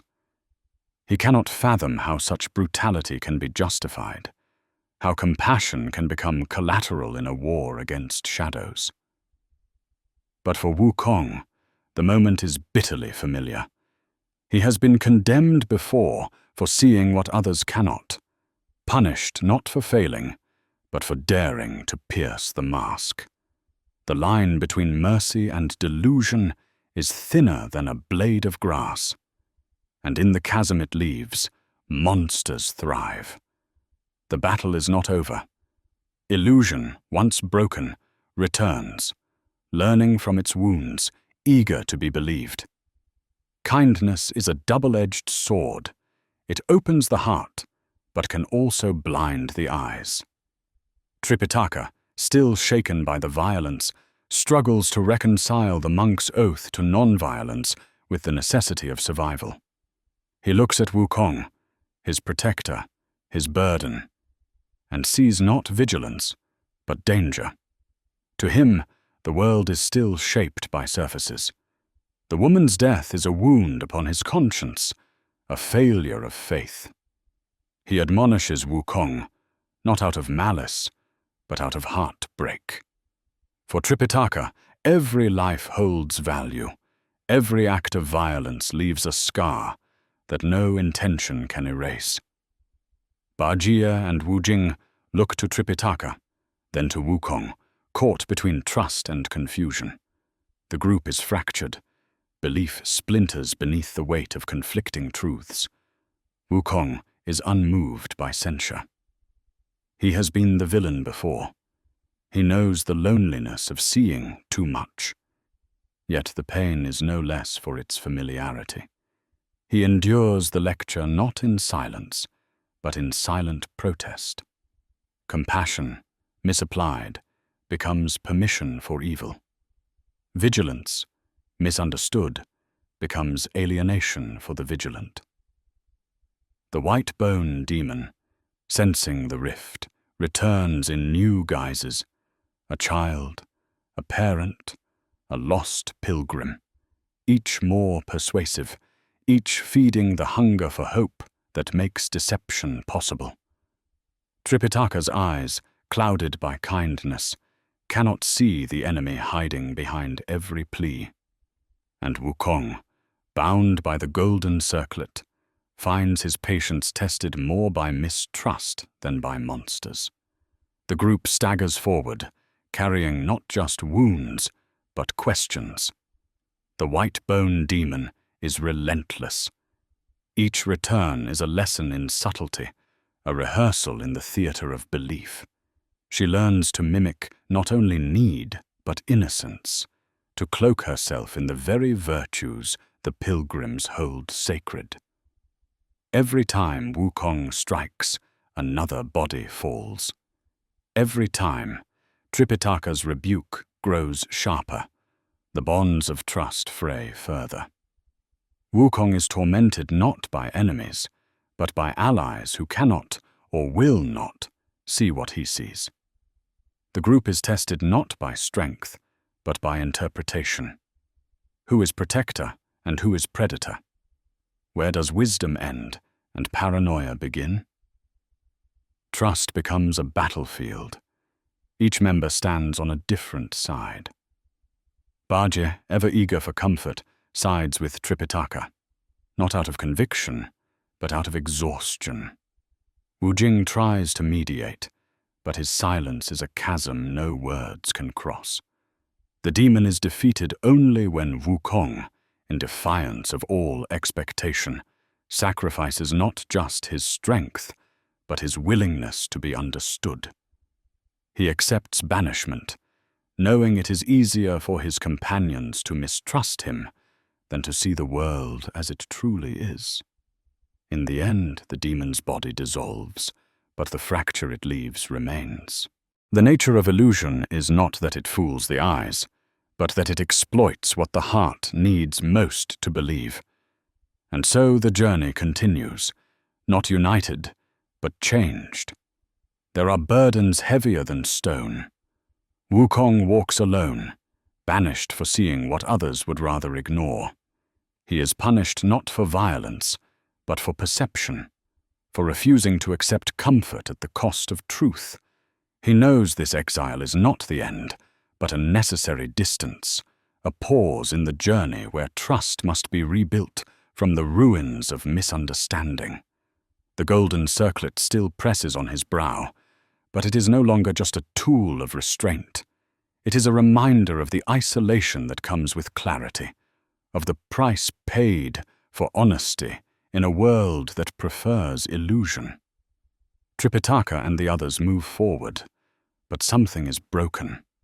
The road is longer now, the shadows deeper, and Wukong, on the periphery, carries not just his staff, but the silent knowledge that wisdom is often the loneliest companion of all. But exile, like suffering, is never the final word. Beyond the next bend, redemption waits, and with it, the chance for trust to be mended, not through argument, but through shared ordeal. Exile is a recurring chapter in the story of transformation. It is a space carved by misunderstanding, sharpened by solitude, and deepened by the ache of betrayal. Wukong, once the storm at the center of the pilgrimage, is now once again a solitary shadow against the horizon. He walks, not as the vanquisher of demons, but as the vanquished by mistrust. The sting of Tripitaka's disappointment is more enduring than any wound, for Wukong has known the brutality of heaven, the silence of stone, but never before the fracture of loyalty denied. The world he moves through is unchanged. Mountains still loom, rivers still wind, but his place in it has shifted. He is no longer feared as a menace, nor revered as a guardian. He is an echo of a legend, unwelcomed by the present, burdened by the memory of what he once was. Wukong could have fled, vanished into myth once more. But something within him has been altered by proximity to grace. He lingers on the periphery, unseen, but unwilling to fully let go. Each step becomes a meditation on the nature of belonging. Is loyalty simply the act of staying when it is easiest to leave? Or is it the willingness to be misunderstood in service of a greater trust? And so he wanders, not to escape, but to endure. For the greatest journeys do not move across continents, but circle within the soul. Even in absence, his presence lingers, a question mark in the margins of the pilgrimage. Without Wukong, the group falters. The landscape, once merely hostile, now becomes treacherous. Demons, sensing weakness, press closer.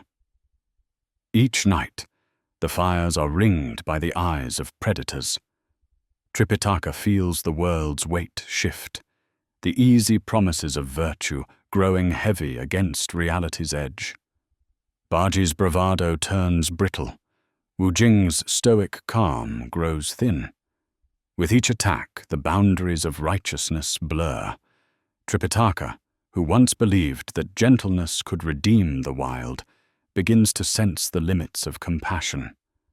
Can mercy be a shield when evil is both clever and relentless? Can one protect the vulnerable without the hand of strength?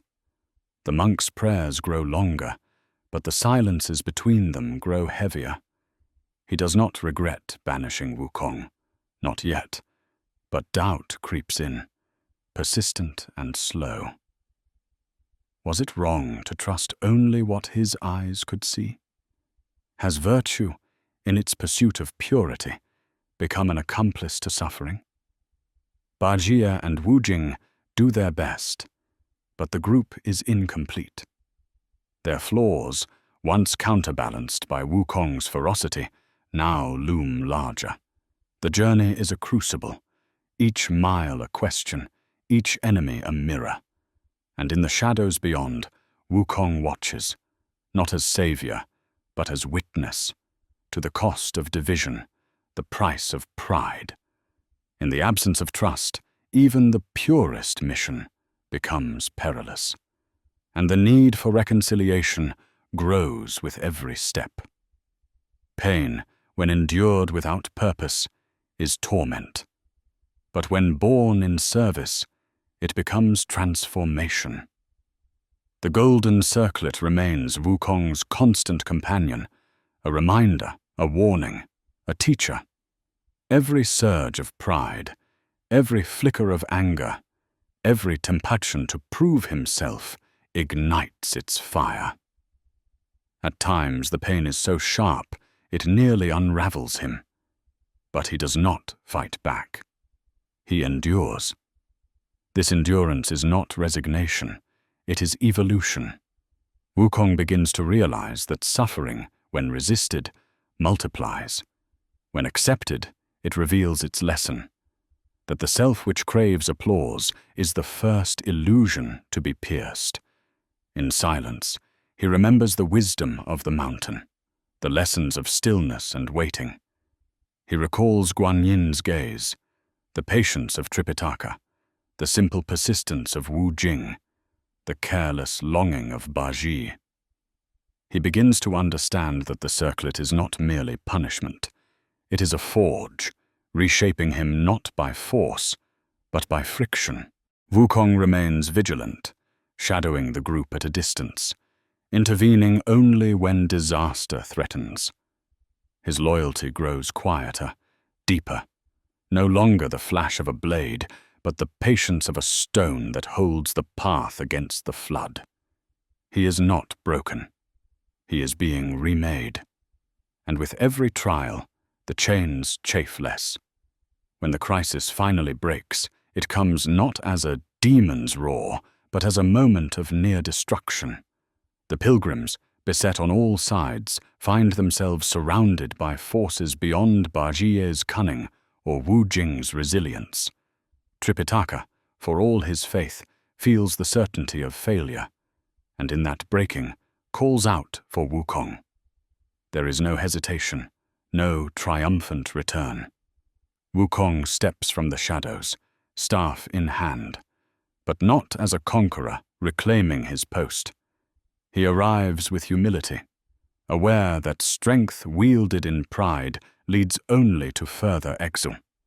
He fights not to prove himself, but to protect. His movements are efficient, devoid of flourish. The demons scatter, not just in fear, but in recognition of something new, a power tempered by restraint. Tripitaka meets Wukong's gaze. The words of apology do not come easily. The monk's doubt, his compassion, his faith, all have been tempered in the crucible of necessity. He welcomes Wukong back, not as a hero, but as a companion. The golden circlet remains, but its pain is softened by a new trust. Wukong stands not above the group, nor apart from it. He stands beside them. Their journey resumes, not with celebration, but with the sober recognition that the greatest strengths are those which learn to serve. The road ahead is no less dangerous, but they now walk it together, bound by grace as much as by necessity. Strength is not born in conquest. It is forged in humility, tested in restraint, refined by the willingness to serve. Wukong, once a force of nature, is now something rarer, a force for others. His pride has been tempered by pain, his fury by forgiveness, his loneliness by the fragile threads of trust. Through humiliation, through exile, through the relentless pressure of the golden circlet, he has learned the most elusive lesson, that true transformation is not found in overcoming the world, but in overcoming oneself. The group is changed, not by their victories, but by their willingness to change. Tripitaka's wisdom is now deeper, Bajie's laughter more honest, Wu Jing's silence more meaningful. And Wukong, the Monkey King, is no longer just a legend of rebellion. He is becoming a legend of redemption. As the road unfurls toward the next horizon, each step is a proof that suffering, when chosen, becomes strength, and that loyalty, when tested, becomes love. Every journey, no matter how divinely ordained, eventually meets its trial by fire. The pilgrim's path west is halted by a spectacle of living flame. The flaming mountains, a scorched barrier where even sunlight fears to linger. Here, the very air wavers with exhaustion. The land is branded by ages of unceasing heat. No river cuts through. No tree survives the blaze.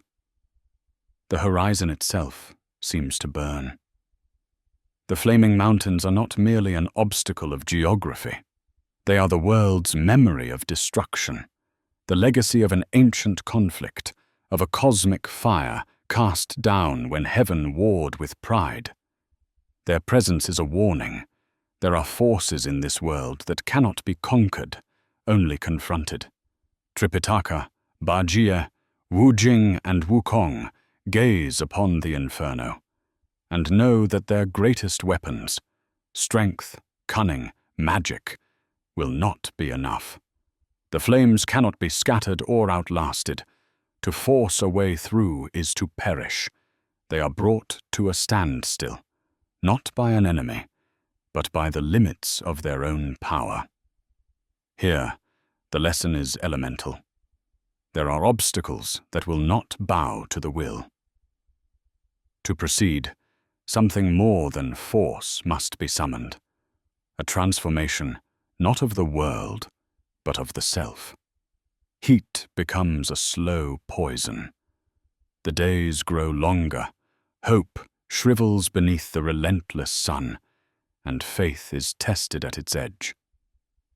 Tripitaka, who has endured storms and spirits, finds his resolve crumbling beneath the weight of suffering he cannot explain away.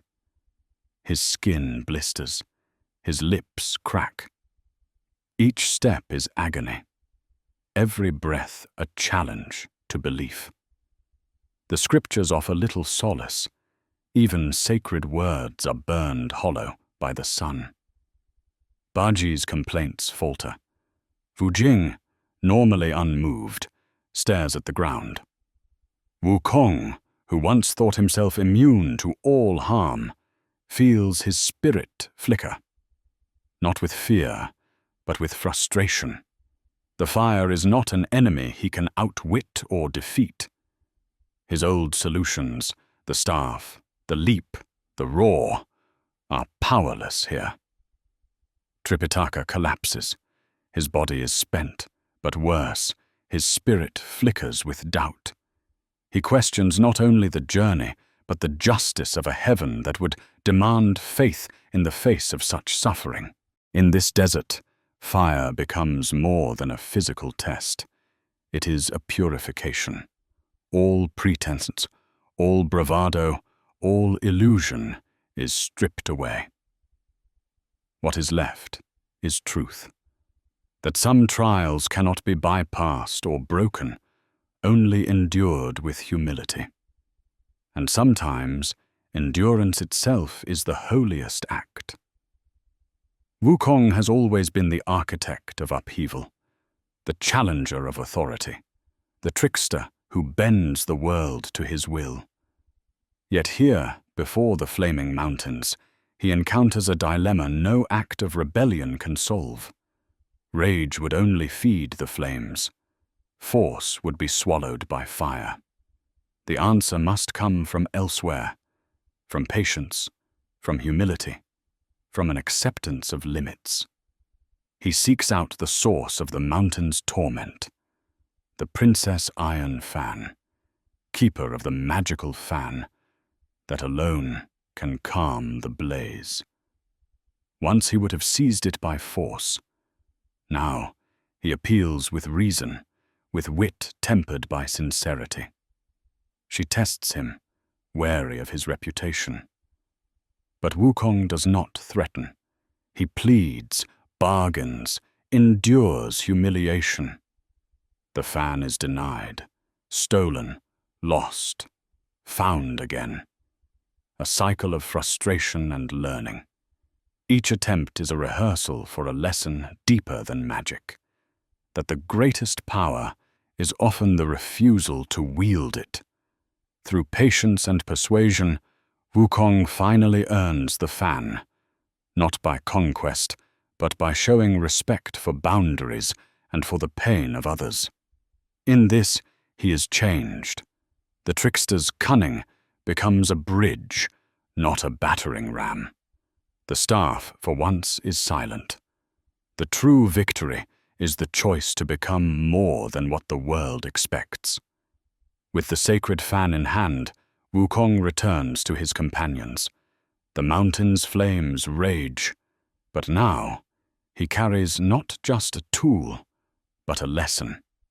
He waves the fan, not in arrogance, but with gratitude for what it represents. The inferno bends, the air cools, the path west reappears from the ash. The group advances, not as conquerors, but as those transformed by trial. The mountain's defeat is not Wukong's alone. It is the fruit of endurance, the proof that restraint can do what raw strength never could. The journey is changed. Tripitaka's faith is renewed. Bajie's heart is softened. Wu Jing's quiet loyalty finds fresh meaning. Wukong himself feels a humility that no chain, no crown, could ever teach. The flaming mountains, once impassable, yield to the wisdom of patience. The road ahead beckons, cooler, clearer, but still uncertain. Yet something has shifted in the group. No longer do they measure progress only in distance, but in the ways they have been forced to grow. The wind that cools the flames is not merely the movement of air, but the stirring of character. And as the pilgrims press on, the world watches. For now, it is not power that leads them forward, but the strength that comes from knowing when not to use it. Some journeys end not with a celebration, but a silence that hums with everything that has been lost and found. After years wandering deserts and forests, suffering flames and illusions, enduring exile, betrayal, and the slow erosion of their old selves, the pilgrims arrive at the edge of the world, Thunderclap Monastery, the fabled sanctuary at the gates of the western heaven. The sky here is a living presence. Clouds keel and clash, thunder echoes without rain. The monastery stands in stillness, white walls luminous against the storm. Time itself seems to hold its breath as Tripitaka, Wukong, Bajie, and Wu Jing step forward, each bearing not just scars, but transformations invisible to the untrained eye. Their arrival is not triumphant. Their clothes are torn, their faces weathered. Their footsteps are slow, but certain. They stand before the great doors and sense in the hush that the world they are leaving behind is not the same as the one they now approach. Thunderclap Monastery is not merely a destination. It is a threshold, the border between seeking and surrender, desire and awakening. The journey here has been both a circle and a spiral, returning always to the same question, but from deeper and deeper places. The doors open not with ceremony, but with inevitability. The storm does not break. It bows. What lies within is not the promise of answers, but the final test of understanding. As the pilgrims cross the threshold, they leave behind not just the world, but their last illusions. Expectation is a veil as opaque as ignorance. For years the pilgrims have suffered, always with the hope of reward. The sacred scriptures that would redeem a fallen world, bring enlightenment, and fulfill a divine purpose. Within the monastery's silent halls, the guardians, serene, inscrutable, finally present the treasure, the scrolls of wisdom, the texts said to contain the secrets of salvation. But when Tripitaka unrolls the first scroll, his hands trembling with awe, he finds nothing. The parchment is blank. The next is the same, and the next. Each sheet, pristine and empty, reflects his confusion and growing dread. Wukong frowns, suspicion flickering. Bajie protests, anger rising at this cosmic trick. Wu Jing bows his head, silent in his heartbreak.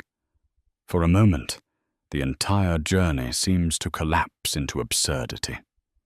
Was all the pain, the sacrifice, the endless road for this? Have the gods only mocked their devotion? The emptiness of the scrolls strips away all certainty. Every hope of reward, every expectation of cosmic justice, dissolves in the face of this silent void. Yet in this moment of despair, something deeper stirs. An invitation to see not with the eyes, but with the soul. For the scroll's silence is not a mistake. It is a summons to discover meaning beyond the written word. What is a scripture, if not a map for the lost? Yet true wisdom cannot be held within lines and ink. It must be lived, in the sweat and blood of the road, in the breaking and mending of hearts, in the surrender to what cannot be understood. As the pilgrims stare at the empty scrolls, they feel the hollow inside them, the space carved by yearning, by disappointment, by every unanswered prayer. But in that hollow, an echo grows.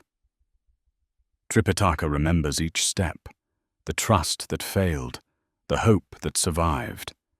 Baji recalls every hunger and the patience that finally grew from it.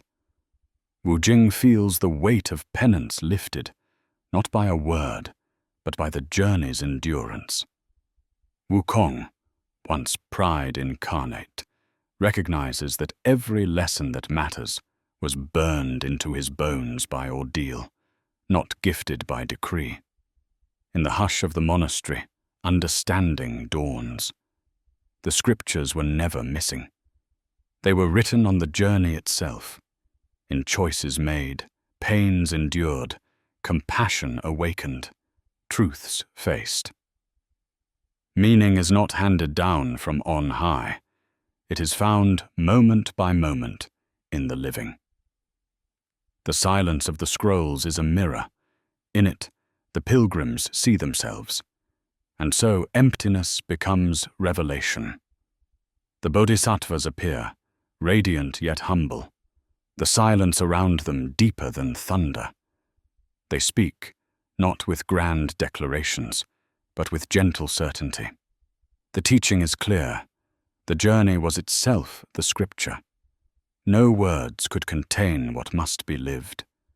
No scroll could replace what suffering and surrender alone could reveal. Emptiness, they say, is not the absence of meaning. It is the infinite case in which all meaning arises. The blankness of the scrolls is the fullness of the journey, the open field where understanding grows from humility, from loss, from the hard labor of becoming. For wisdom is not something received, it is something awakened, each pilgrim now carrying their own scripture in the marrow of their being. Tripitaka bows, not in defeat, but in acceptance. Bajie laughs, a sound both rueful and relieved. Wu Jing lifts his head, lighter. Wukong smiles, understanding for the first time that the victory he sought was not against heaven, but within himself. As the storm outside the monastery fades, the pilgrims step forward, not as seekers, but as found. The gates have opened, the scrolls remain blank, and yet nothing is missing. For emptiness has fulfilled its promise. It has made room for everything that matters. True glory is seldom bestowed at the moment of triumph. It comes quietly, often in the stillness after the storm, when the self that reached and raged has learned at last to kneel. The pilgrimage's end is not marked by the clamor of drums, nor by the thunder of gods. It is marked by silence, the hush that follows years of hardship, sacrifice, and humility. Here, Wukong stands, not before an army, but before the truth he spent lifetimes fleeing. The celestial hosts watch, not in fear, but in recognition. The bodhisattvas regard him, not as an adversary to be bound, but as a soul that has weathered its own tempests. He is offered a crown, not of gold or flame, but of realization. The recognition that power without purpose is emptiness, that greatness without gentleness is dust. No force compels him. No hand lifts him. The journey itself has become the coronation. Wukong's transformation was not sealed by conquest, but by the hard labor of self-mastery. The title offered now is not an honor to be seized, but a mantle he has earned, by restraint, by mercy, by endurance, by the willingness to be changed. The Monkey King bows, and in that gesture, he claims what ambition alone could never achieve. A victory of the spirit, crowned in humility.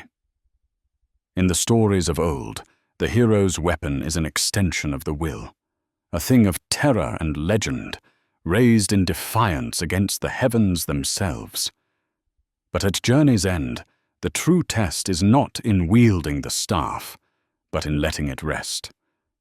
Wukong's Ruyi Jingu Bang, the iron pillar that split seas, shattered armies, and proclaimed the Monkey King's might, now lies quiet at his side. Its weight is unchanged, but its meaning transformed. To set aside the staff is not to renounce strength, but to acknowledge that the greatest battles were never fought on the fields of heaven, but within the labyrinth of the self. The staff, once a symbol of rebellion, now becomes a relic of a struggle transcended. The world does not end in violence. It endures in the stillness that follows restraint. Wukong's hands, hands that have grasped at power, broken chains and shattered illusions, now fold in peace. His eyes, once wild, now carry the clarity of one who has witnessed the cost of every victory. He is not diminished by what he surrenders. He is enlarged by what he has learned to release.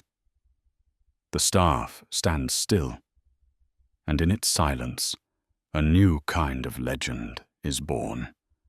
There are victories carved in stone, and victories etched in silence. The title bestowed upon Wukong, Buddha victorious in strife, is neither reward nor flattery, but the naming of a truth long in the making.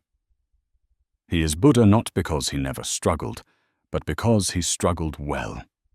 He is victorious not for defeating others, but for enduring himself. This title is a paradox, recognition for the discipline no crowd cheers, the compassion no song celebrates. It is a title for those who have suffered, faltered, and returned, transformed by the slow fire of humility. Wukong's journey from chaos to clarity, from defiance to devotion, becomes a testament to what enlightenment truly requires: the willingness to remain in the world, to bear its flaws and pain, to carry not only the weight of one's own heart, but the burdens of others. The heavens do not thunder in approval. They watch quietly as Wukong receives a new name, not as conqueror, but as servant made whole by service. Buddha victorious in strife is not the end of rebellion, but its sublimation into wisdom. And thus a new story begins, one where the greatest power is no longer to break, but to build. The world admires force, celebrates conquest, worships the unyielding. Yet in the deep architecture of myth, the greatest victories are acts of surrender. To yield when one could destroy, to forgive when vengeance is possible, this is the secret heart of transformation. Wukong's triumph is not in the shattering of heaven, but in his willingness to become something softer than legend, more enduring than stone. The title he receives is the echo of a paradox, that the final proof of strength is restraint, that the crown of enlightenment is woven from the threads of humility. He does not seek adulation. He does not reclaim his old throne. Instead, he walks with the pilgrims, not ahead of them, but among them. The bonds forged in trial now become the foundation of a new kind of power, one that uplifts, that guides, that endures beyond the end of the tale. Surrender, here, is not defeat. It is the highest form of victory. For in the renunciation of self, in the letting go of every hunger for domination, Wukong finds the fullness of his being. And in this final paradox, the Monkey King achieves what war, wisdom, and wandering could never offer: the peace of one who has become the master not of the world, but of himself. In every myth, there is a mirror. The tale of Sun Wukong, the Monkey King, born from stone and crowned by chaos, is not just the memory of an ancient world, but a portrait of ourselves, unfinished and endlessly becoming. His story does not dwell only in monasteries or on temple walls. It lives wherever ambition outpaces wisdom, wherever pride aches to transcend its limits, wherever the heart insists on breaking the order of things for a taste of something greater. Wukong is not merely a hero. He is the part of us that refuses to bow, that tests the sky for cracks, that laughs in the face of the impossible. He is defiance made flesh, the spark that will not be smothered, the urge that will not accept its place. But he is also the warning written on every act of self-destruction, that power untempered by understanding becomes its own prison, that ego pursued beyond necessity leads only to exile. To see Wukong clearly is to recognize not just the myth, but the mirror. In his triumphs and his defeats, in his loneliness and his longing, we glimpse the infinite, untamed nature within ourselves. The Monkey King's face was always our own, waiting in the glass to be recognized, not as monster or god, but as possibility. All stories of rebellion are, at their root, stories of awakening. Wukong's journey is the journey of chaos into consciousness, a transformation wrought not by decree, but by the chisel of suffering, the hammer of patience, the long labor of humility. He begins as force without direction, a storm that knows nothing of its aftermath. He ends not subdued, but self-forged. Every defeat was a lesson, every exile a meditation. The golden circlet was not only a restraint, but an invitation to master the self, to turn pain into wisdom and limitation into depth. It is easy to worship the rebel. It is harder, but truer, to understand that rebellion is only the beginning. The greatness of Wukong is not that he shattered heaven, but that he learned to rebuild himself from the ruins. His wildness was never lost. It was transformed. Chaos did not disappear. It found harmony with discipline, creativity with devotion, ferocity with compassion. The arc of his story is the arc of every awakening soul, from blind force to conscious will, from endless hunger to chosen restraint. And in this parable, we find the possibility that our own chaos might yet become consciousness, if we have the courage to endure its lessons. History's greatest revolutions do not always win. Many are remembered, not for what they accomplished, but for what they revealed. Wukong's early wars, against heaven, against fate, against the very gods, were never destined to succeed in the way he dreamed. Their violence was spectacular, their failure inevitable. For the universe has always reserved its deepest lessons for those who dare to shatter its order. Yet these failures were not wasted. They exposed the limits of force, the loneliness of defiance, the hunger that cannot be satisfied by power alone. They showed that the true revolution is not a matter of overthrowing the world, but of overthrowing the self. Wukong's rebellion teaches that every quest for freedom must finally circle back to the prison within. It is not heaven's walls that hold us captive, but our own unwillingness to surrender. The staff that broke armies could not break his pride. The only victory that mattered was the surrender that followed, not to another's will, but to the possibility of change. The rebellion was meant to fail, so that transformation could begin. In this, the Monkey King becomes not a cautionary tale, but an invitation to risk everything for freedom, and then to risk even more for wisdom. The journey ends, but the questions remain. Sun Wukong fades from history, his footprints lost in the shifting sands of time, his legend retold in 1,000 tongues. He is worshipped in shrines, remembered in art, retold in stories that span continents. Yet his greatest legacy is not a temple or a teaching, but a question that burns long after the tale has ended. Who am I when all the battles are done? What must I surrender to become whole? The Monkey King survives not as a relic, but as a living challenge to each new generation. His shadow flickers in the restless hearts of those who refuse to accept the world as it is.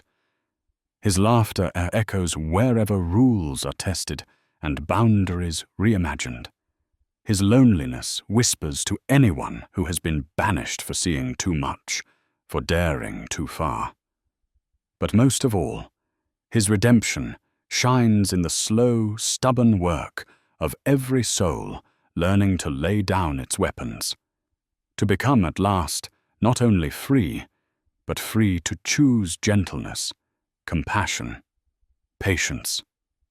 In every age, the Monkey King returns, not to shake the heavens, but to remind us that every rebellion, every exilha, every chain is the forge where the human spirit learns what it is truly meant to be. The mirror is always waiting, and the story, still unfinished, is always our own. There is, in every legend, a map of the heart's wildest country, a reminder that the journey we most resist is often the one that reveals us to ourselves. Sun Wukong's path, from rebellion to restraint, from chaos to clarity, is less the story of a Monkey King and more the echo of a question that has never left humanity. What must we break, within and without, before we are finally ready to be whole? For every chain shattered, another must be surrendered. For every conquest of the world, there waits a gentler victory over the self. The Monkey King's triumph was not in his defiance, but in the humility learned through exile, endurance, and the silent labor of change. In him, we glimpse the struggle between pride and patience, between the need to be seen and the deeper need to understand. So I ask you, in the mirror of myth and the quiet aftermath of every battle, what is the one illusion you still cling to? And what might you become if you learned to let it go? If this story has sparked something in you, if you found yourself within its questions or its wanderings, I invite you to leave your thoughts below. Share what you see in the Monkey King's mirror. And if you wish to travel further with us through history's greatest mysteries, legends, and truths, do consider joining this journey by subscribing, liking, and sharing with fellow seekers. Your voice and curiosity are the companions that keep these stories alive. Let the journey continue, in story and in spirit, together.